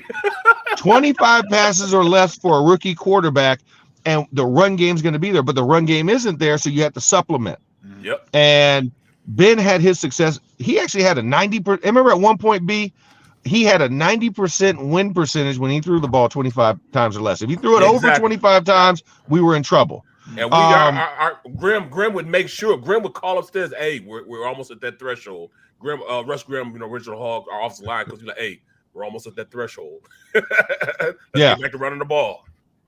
Yeah. And I mean, so I think it's a different thing, and it's judged differently because he has more interceptions, he has touchdown passes, but you can see that the drives are sustaining longer. The 3rd down conversions are getting better, and it comes down to red zone decision making in a lot of times. I mean, in that Miami game, we had plenty of opportunities to win that game. We throw 2 interceptions in the end zone, and then we stall a little bit short on another drive in the second half, and defense did their job, but offense didn't carry their end. And this is a team that has to win with all three phases in sync with each other. They can't win off of one phase or the other. They have to win as a team effort because the talent there is just so young and raw. We're speaking with Max Starks. Check him out on Twitter too, at Max Starks78. Max, you do an awesome job breaking this thing down, man. I'm curious where you fall with the Eagles here, from what you've seen and with Jalen Hurts, and just how much of a shot do they have at winning this whole thing? All right, so I'm a Pittsburgh sideline reporter by day, but I'm also a longtime SiriusXM NFL radio host and analyst, and I also work for ESPN as an analyst. So I have my fan hat, and then I have my reality hat. Reality hat had me picking Philly early in the year. They were my dark horse favorite for the Super Bowl. Ooh. And my fan hat says, we don't win in Philly. We need to win in Philly. Like, we don't have a winning record with you guys. We're 49-23 in the series. So I would love for Philly, for our fans to come and say, hey, we're going to beat them, because the last rookie quarterback that played against the Philadelphia Eagles beat them when they were undefeated. And Ben Roethlisberger against that Don McNabb squad in 2004. They came to our house, though. Yeah, exactly. First of all, they came to our house. And secondly, the defense was ridiculous. I mean, we had a top 5 defense at the time. That is not the case. I love everything about this Philly team. I think defensively, very aggressive. You can use the 4-man rush and affect and hit home where you don't have to blitz. So now what does that do? You allow you guys to run man. You can run zone mix in the middle. You can run a mix of invert cover 2. You can run some cover 3 and 6, and also play cover 1, which I love because Darius Slay, James Bradbury give you that flexibility. C.J. Gardner-Johnson also in the back half is a ball hawk.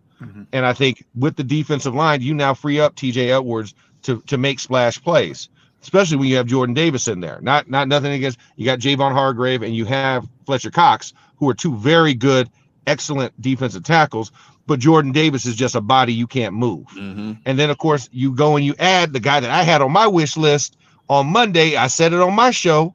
I was like, hey, trade deadline's a week away. There's 2 guys on my list, Robert Quinn, Jerry Hughes. Boom. What happens? Robert Quinn comes to the Eagles. I was like, all right, there it is. Thank you. Somebody recognized that you could go get Robert Quinn for a value. And you add that to your already potent pass rush. That just makes it tougher for a lot of teams. I mean, if you're going to beat this Eagles team, I mean, looking at how teams have effects in the game against the Eagles, because once again, nobody has cracked the code fully to stop the fast starts that the Eagles start. But teams do try and play catch up, but then it eventually runs out when the team comes back to base. You've got to get guys moving laterally. And then offensively, I love Jalen Hurts. I've covered this kid since he was a freshman at Alabama. I've watched his career through college, and I was happy that he went to Philly because I was like, this kid has that it factor, right? It's the X factor. You can't explain it. It's like Deshaun Watson without all the other proclivities on off the field, is that he knows how to win, and he knows what winning looks like. And he has an expectation, a standard he holds himself and his teammates to, and that's natural leadership. And that's what I love about Jalen Hurts. And then you add in, you have guys in the backfield. I mean, between Kenneth Walker and Miles Sanders, I mean, you got guys who are very good running backs and running behind that big offensive line. I mean, we have Andy Weidel on our staff now as our assistant GM, who was assistant GM with the Eagles. And he talked about building and crafting that offensive line and how that was the basis. Build your lines and everything else will fall into place. And then you guys did it the right way through the draft. And that's how you acquire offensive line talent. You can't just trade for it and expect it to just be an instant Band-Aid. Doesn't happen that way. And then, of course, Devontae Smith and A.J. Brown. What else is there to say? You got a Heisman Trophy winner, and you got a highly productive All-Pro level receiver that are both playing at their top levels. So, I mean, I like everything the offense does. The only thing I will say about the Eagles, I have not seen a 4-quarter game from them yet. I've not seen them play 4 quarters of football yet. And as of right now, they haven't had to. There's been no challenge that's made them have to do that. But it's going to be interesting that when they do get into that first tough match, can they overcome that, because they haven't done it yet? Hey, Max, I was at NBC in Pittsburgh for 10 years. And one thing that's always fascinated me about the history of that organization is they don't buckle under pressure. When you look at a lot of teams across the league, how quickly they will change coaching staffs, that's not the Pittsburgh Steelers' way of doing things. And, I know there's a public cry for Mike Tomlin right now. Do you see in any way, shape, or form that Tomlin could be in trouble? Because I don't. No, I don't either. I think the people that want him out are the same people that have wanted him out since he started, right? And they're just looking for they haven't gotten the satisfaction of having any crack in the armor yet. And they feel like because it's below 500 right now, that this is the time to feed, right? They smell blood in the water and they think he's bleeding. And I think that's the thing that was made Tomlin so great. Tomlin is Tomlin. He's going to give you his 100. He's going to keep it real, but he's not a person that feels pressure. He applies it. And so if you say, we're going to get rid of this coach that's been with us for 16 years, might have one losing season, one losing, and it would be this most recent one. There are teams out there right now in the NFL that would cut a winning head coach to hire him in a heartbeat and would not think twice about it because they know what he's done. They know what his track record is. And I think for the people that are trying to talk all bad about him, I'm like, listen, y'all know nothing. And if you saw the players dissenting, that's one thing. But you don't hear a single similar different message from what Mike Tomlin says. And when he calls people out, he's already talked to you personally about this. He's never going to catch you off guard like a lot of guys do. And you'll never hear, guys leaking out and talking about these situations outside of having that privy. He has an open door policy and he's transparent. I think that's something that's rare for a lot of coaches. And that's why he's had the staying power that he's had, is because he is transparent. He understands guys. And when you're drafting guys, they draft guys based off of the philosophy and the personality of the coach. And they've done a great job at that with their scouting department. Well, Max, man, good information, good stuff, good dirt on Barrett. We appreciate every last bit of it. Keep up the great work doing sideline work with the Steelers course at Sirius XM. Where can people catch you other than your Steelers work? Where can they catch you? Okay, so like today, actually in about a half an hour, I'll be on SEC Today on Sirius XM 374. I do NFL late hits every Tuesday evening. I'm also on Field of 12 Monday nights doing college football recaps, as well as ESPN radio. I'm usually calling the early college games on Saturdays. This Saturday I'm off.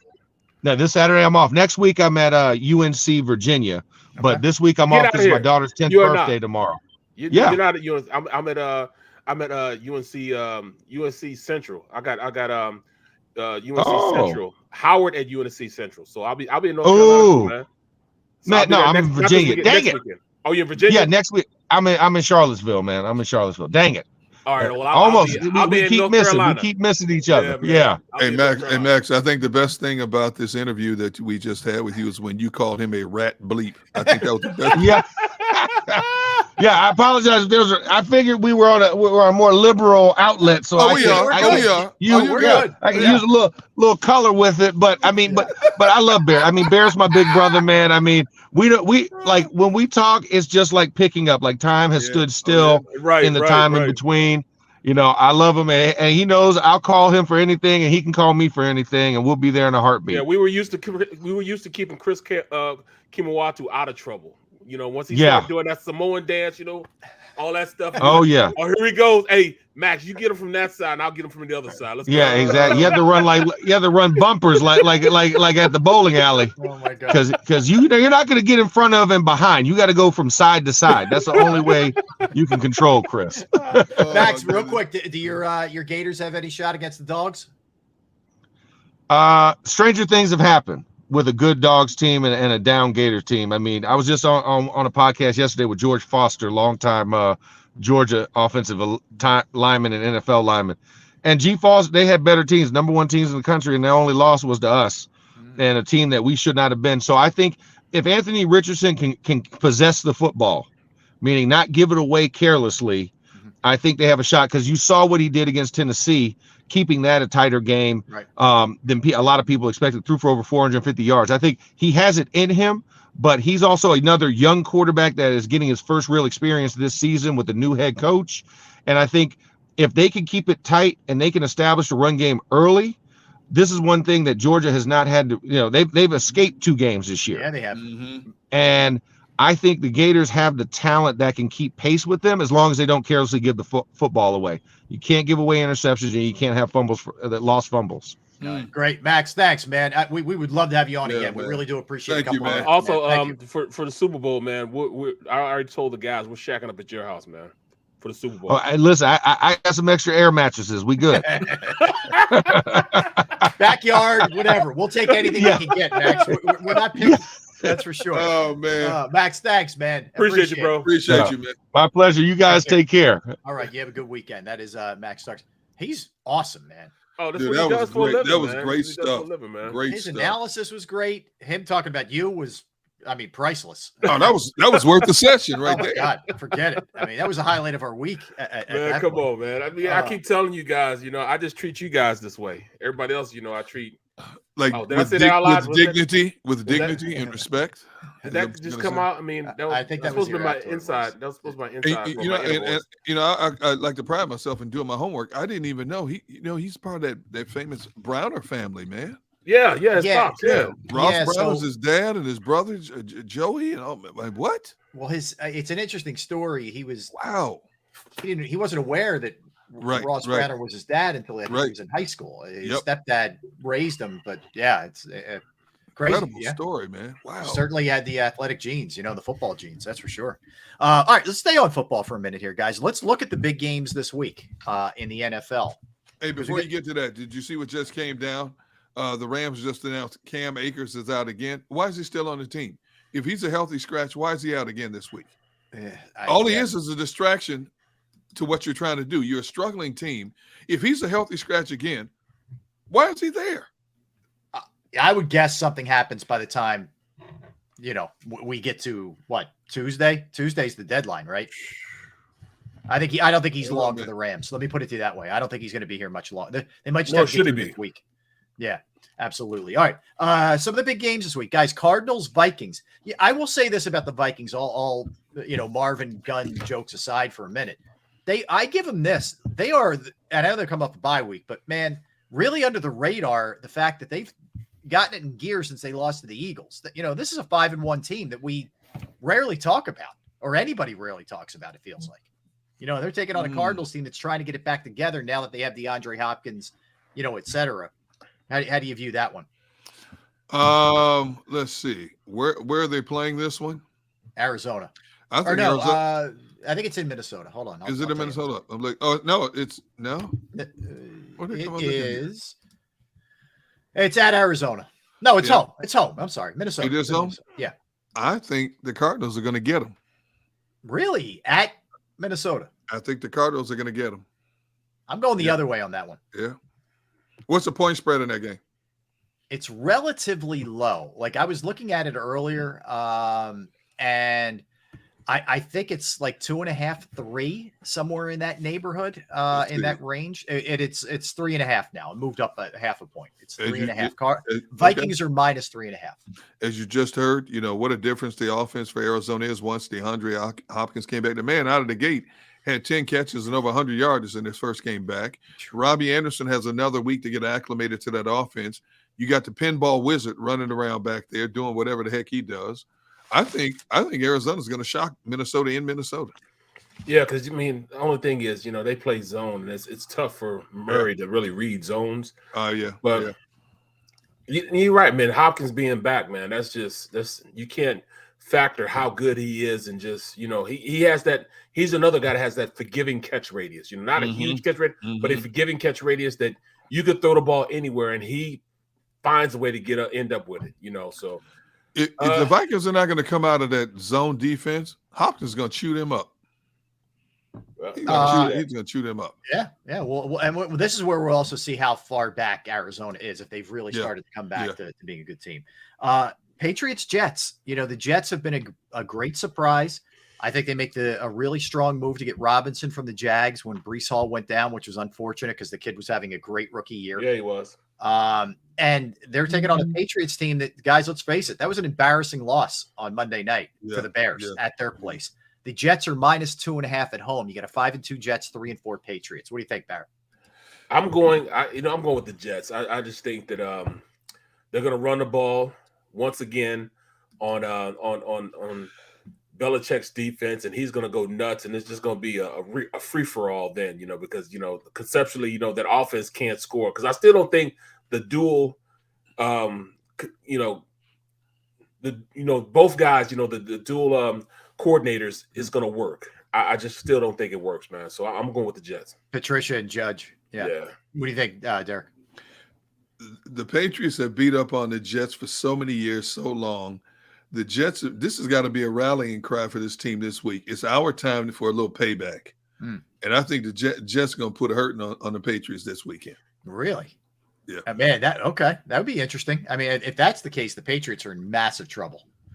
I mean, they're already kind of teetering right now, but that would be at that point they're 3-5, New England in that one. Yep. All right, let's keep it rolling here. Let's go on to the 49ers and Rams. So 7 or 8 regular season straight wins. 7 for the 49ers over the Rams. Of course, the Rams won the big one in the playoffs. Yep. Earlier in the year, the 49ers beat the Rams. God, it wasn't all that long ago, a couple weeks back. But this is another one that sets up because both of these teams really need it. So the 49ers, 3-4. Rams off a bye week, 3-3. This game's in LA, but 49ers 1.5-point favorites. What do you think, Gunnar? And the 49ers have Christian McCaffrey in for another week. Second week of him. I think the 49ers mojo continues to dominate. I think the Rams can't do anything because they're cap strapped basically to fix this team. Now the lead running back is out again for this week. Yeah. Another healthy scratch. They still have offensive line problems. Basically, I think the 49ers get it right this week after being embarrassed by Kansas City, and they're going to go in there and smash the Rams. Hey, I think so also. I think they're still embarrassed for what Kansas City did, and that defense is much better than what they displayed against Kansas City. So I think they go out there and completely shut the Rams down, and they have their number anyway. So I think the 49ers take it easily. All right, so that'll be the sweep on the season for the 49ers. Okay, let's go Giants Seahawks. Not a game that I thought we'd be previewing before the season started, but the Giants come in 6-1. Seahawks 4-3. Seahawks are 3-point favorites at home. Of course, 3-point favorites. Yes, wow. Giants have been amazing this year, and Geno Smith for the Seahawks has done an incredible job. Incredible, and Pete Carroll props too. What are we thinking in this one, Barrett? I still like the Giants, man. Even though they're not favored, I think the Giants are going to go in there. They just play fundamentally more sound than Seattle, especially on the defensive side of the ball. This is going to be a clash of the Titans, man. We're talking about two teams that they're supposed to be the worst teams in their respective divisions, and they're right there. So I'm gonna go with the Giants. I'm just gonna go with the Giants. How about you, Gunnar? Who would have thought that Daniel Jones and habitual backup Geno Smith would be a marquee watch this weekend? But kudos to their coaching staff for getting maximum effort out of both of them and minimizing their mistakes. I think the difference in this game is I think the Giants defense is that much better than Seattle's offense. Seattle can light it up offensively. I think they're going to struggle somewhat to score points against this Giants defense, whereas Saquon Barkley could run wild in this game. So I'm going to take the Giants on the road in this game. Okay. This one might pain you a little bit, Derek. We have the Bills and the Packers. This game is Sunday night in Buffalo. Your Packers are 11-point underdogs to the Bills. 11. Yes, you heard me correctly. Are you laughing? Should I repeat that again, Barrett? You laughing? 11. You're laughing, Brooks. Okay. The Packers have lost 3 straight. 11-point underdogs. Bro, he just said 11 points. He said 11 4 times. I'm glad you two are enjoying this. Okay, I'm glad you're enjoying this. He said 11 4 times, bro. I will remind you, as I did before, I will remind you, this Green Bay team went into Arizona minus their top 3 receivers and shocked the world and handed the Cardinals their first loss. And after that loss is when the Cardinals started reeling out of control. Yes, but right. My answer to you, Mr. Ellis, is move on to the next game. I got no answer for you. Just move on to the next game. I got nothing for you here. Barrett, how about you in that one? I'm going to be watching this game like this. Yeah, right. and he's not a fair weather. He's going to sit there and he's going to watch it too. I know he's in no matter. And he knows I'm going to be texting him too. I know. No, see, my wife. See, the thing is, my wife torturing him the whole game. Yeah, see, my thing is, my wife will sit there and go, But why are you mad? She knows why I'm mad. Why are you asking me that question? Yes. Don't ask me that question. Yes. Oh my God. All right. Last one I throw in there just because it's the NFC East, Bears and the Cowboys. I think the Cowboys take care of business. I know the Bears won last week. I don't see that carryover. Is that in Chicago? No, it's in Dallas. It's in Dallas. It's in Dallas. Yeah, that game's over. That's Yeah. over. Yeah. You heard me earlier on. Someone said, "Yeah, you know the Bears." No. Now, if they're playing Chicago, the 12th man is the weather. So you got to bring Dallas out of that dome. It'd be a little bit closer till they loosened up a little bit. But no, let's see.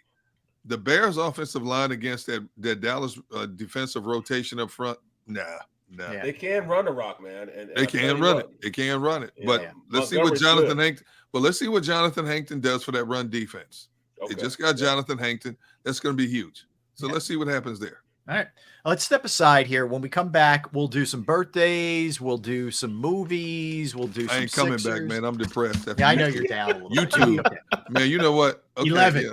11. Hey, No, YouTube. You know what? Hold That's up. 6. He's out. Drop the mic. All right. We'll come. Maybe it might be just Barrett and I. We don't know what's going to happen when we get back. But we'll go through some birthdays, movies, Sixers. We'll get predictions on the Phillies in the World Series and the Eagles as well. Don't go anywhere. Barrett Brooks, maybe Derek Gunn. I am Rob Ellis. We are Sports Take, JAKIB Sports YouTube Network. All right. We're going to talk about Razor technology here. With cyber threats like ransomware on a seemingly endless uptick and the risk of a breach or a data loss higher than ever, the need to know just who is accessing your network systems and applications is mission control. Identity management from Razor Technology is a holistic framework of policies and technologies that lock down access to the right users for only the right reasons. They deploy cutting-edge solutions that identify, authenticate, and monitor access across your entire IT system.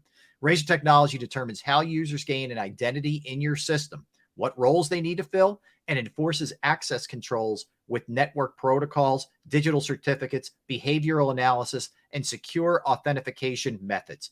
Talk Razor Technology today to learn how to identify management and can reduce the risk of data breach while avoiding costly errors and downtime due to lack of access. Call Razor Technology today at 866-797-3282, 866-797-3282, or visit them online at razor-tech.com. That's razor-tech.com. Philly sports fans, I'm Tom Giordano from Ponley Hockey Giordano. First and foremost, thank you for watching the Ponley Hockey postgame show. But right now, we're giving away tickets to the World Series. Follow Ponley Hockey on Instagram and check out our posts for your chance to win tickets to all 3 Phillies home games. Go Phillies and go Birds. Welcome to Pondley Hockey, the largest workers' compensation law firm in Pennsylvania. With over 250 years of combined courtroom experience, we've helped over 100,000 injured and disabled workers obtain benefits, as well as some of the biggest settlements in the state. Even better, Pondley Hockey doesn't charge a dime until you win. If you've been injured at work, give Pondley Hockey a call. Go to get your game on. Go for the beers. Go for the cheers. Go for the hit and the hits. Go for the stakes and the stakes. Go to get your parlay on. Go to get your party on. Go for the scene. Go for the screens. Go for the gallery. Go for the win. Go to Ocean. Visit theoceanac.com to plan your visit.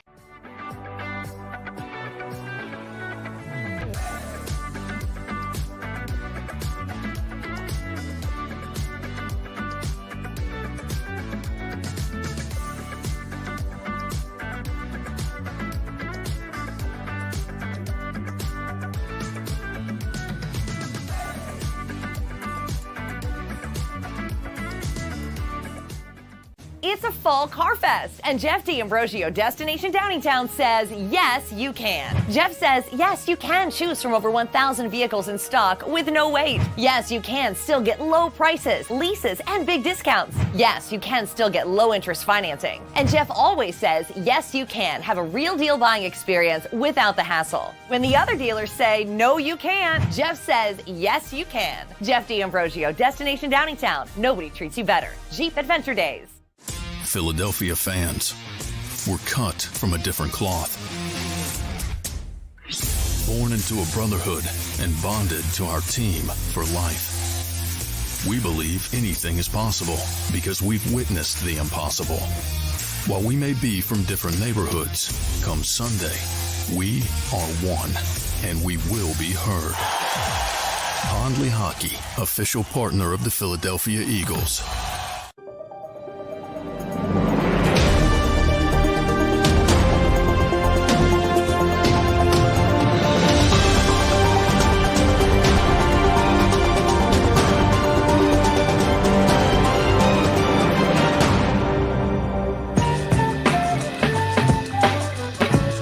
Back, final segment of the program, final segment of the week. Derek has returned. Derek, I had to go get a payday to calm my nerves. That's it. I hear you. You got to do what you got to do to get you through the night, man. I understand that. We're going to get our World Series predictions for the Phillies and our Eagles predictions for this Sunday in a minute. But let's do some birthdays. We will start.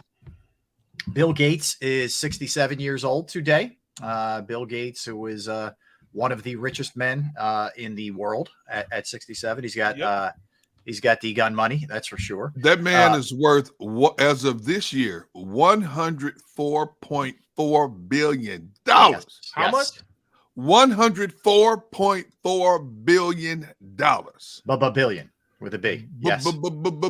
Billion. Incredible. Julia Roberts, 55 years old. She is the speed limit today, Julia Roberts, the actress. She's got a movie out with George Clooney, is her latest release. Dennis Franz of NYPD Blue fame and Hill Street Blues and every show that ever was called Blue something he has been in. He is 78 years old.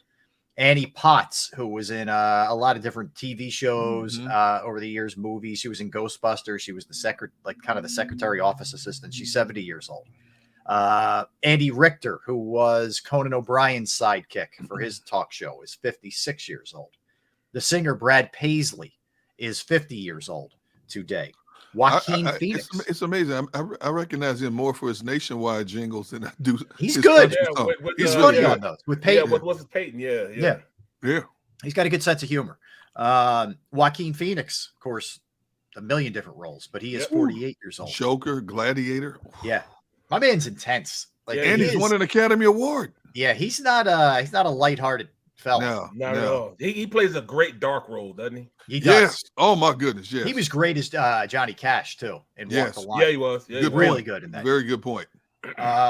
Frank Ocean, the singer, 35 years old, is Frank. Lauren Holly, the actress, 59 years old, who was in Dumb and Dumber, who was in our movie Barrett, Dumb and Dumber. Any Given Sunday. Yes. Jonas Salk, who invented the cure for polio, was born this day in 1914. That man is a hero right there. Wow, yeah. Charlie Daniels, the Denver one down to Georgia, was born on this day in 1936. The actress Jamie Gertz, she was in a lot of different stuff, 80s and 90s. She's 57. All right, I saved. I think what could be the most interesting one for last. Don't say it. Herman Boone. I thought you were going to say, okay. Born on this day in 1935. Who is Herman Boone? Oh, Return of the Titans, baby. Remember the Titans, yes. Remember the Titans, yes. He's the coach, Denzel. Wow. Denzel played him. He passed away recently, I think the last year or so, but he was born in 1935. I'm just thinking out what D Gun's talking about. I'm not even gonna say it. I'm not even gonna say what you were about to say. But Matt Smith, he's in the new Game of Thrones series. House of the Dragon. Okay. House of the Dragon. Yeah, Daemon Targaryen. Yep. So okay, but go ahead, D Gun. I'm not saying I'm letting Rob say it. No, I don't have any more. What is it? Yes, you do. Stop lying, Rob. You got one. I really don't. Laughing, Barrett? Yeah. You don't have any more? No. All right, you got would you be quiet? All right, you got Jack. Hold on, you guys, what you said? You said, oh, no. When you said, this is something that's different, and how'd you say it before you said who, me or him? No.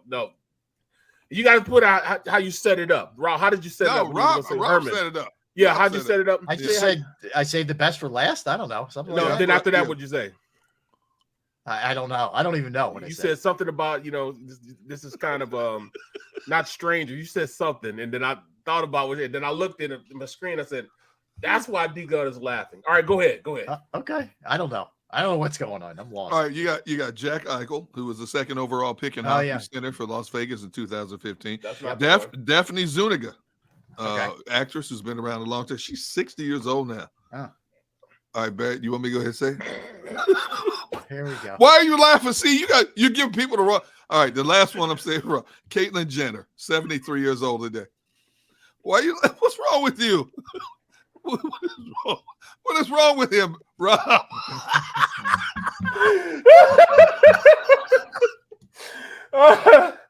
Oh man, let's go on, man. All right, we'll keep it moving. I'll save you both. Oh my God. I'm only laughing because he's laughing. I have no idea what I know. Listen, I got you. Right. The movies, frankly, are not great here. B movie was in 2007, Saw 2, 2005, and not much else. That was it. Yeah, that's it. All right. Well, I'll save you guys completely. Let's go. Phillies predictions. How many games does it go, and who wins the series? Barrett, go first. Barrett, you're up. Well, my prediction for tonight. Yes. I think they stay red hot, man. They win tonight. Okay. 3-2. 3-2. Wow. All right. They win 3-2 tonight. Okay. Yeah, okay. 3-2 tonight. And are we going for the series? Yeah. What happens in the series? Oh, the series? Okay. They win it in 6. Win it in 6. All right. It gets back to Houston, but gets back to Houston, and we win the first one. All right. And that would be Wheeler on the mound in game 6. All right. I like it. All right. How about you, Derek? I think they get to Justin Verlander tonight. They jump on him. I think it's in the back of Verlander's mind that he's 0-6 in 7 starts in the World Series. And you look at his ERA over 5. I think that's going to be swirling in the back of his mind. If he comes out on top of his game, he had a bad outing. Early in the series, I believe, against the Yankees, and he came back and was like lights out. The next game. I think Houston gets this game 4-2. I think Houston wins the series 4-2. Okay. I actually think the Phillies win this one tonight. I feel good about it. They win tonight. Okay. And I agree with Barrett. They win in 6. There's something magical going on here with this team. See, Barrett got the chat room cracking up. I don't know why. I know. There's some interesting comments. Yes. Yeah. I'm not saying nothing. Nope. Nope. Not in the times we live in now. I like employment. I will keep moving. Let's go Eagles predictions. Gunner, you get the first one here. Steelers. Eagles win 27-17. Okay. All right. 10-point win. How about you, Bart? I was actually gonna go 35 to I was gonna go 35-16, meaning the Steelers will get 3 field goals and a touchdown. And I was gonna go 35, but I'm saying now they're gonna score 4 touchdowns. So I'm gonna say it's gonna be 28. That's only because of they're bringing back. I really think the TJ Watt will play. And I'll keep it from 1. Stop, man. I'll go 27-13. I will go 27-13. I am not getting involved in this. This is all you two. I am not involved in this in any way, shape, or form. All right. I want to thank Xander Krause, producing the program. I want to thank everybody streaming, everybody listening. Man. Don't go anywhere. You have 3 hours with Dan Cilio and the National Football Show. It would have been 73 today. What is wrong with people, man? This dude here. Who's this dude, man? What is it? Who's this dude? Who's this dude? Stu Vision? Don't feed into it, man. No. I gotta answer. Typical D-Gun. Negative as always, even if it's the Phillies. No, I'm not. You see, you know what? You don't pay attention. You don't pay attention. That's you talking about typical D-Gun. Really? You have no idea what you're talking about. And on that note, continue, Mr. Ellis. I'm wrapping this up. All right. So, everybody, thanks for tuning in. Have a great weekend. Have a great weekend, everybody. Happy birthday to everybody out there who's got a birthday. Philly sports fans, I'm Tom Giordano from Ponley Hockey Giordano. First and foremost, thank you for watching the Ponley Hockey postgame show. But right now, we're giving away tickets to the World Series. Follow Ponley Hockey on Instagram and check out our posts for your chance to win tickets to all 3 Phillies home games. Go Phillies and go Birds. Welcome to Ponley Hockey, the largest workers' compensation law firm in Pennsylvania. With over 250 years of combined courtroom experience, we've helped over 100,000 injured and disabled workers obtain benefits, as well as some of the biggest settlements in the state. Even better, Ponley Hockey doesn't charge a dime until you win. If you've been injured at work, give Pond Lehocky a call.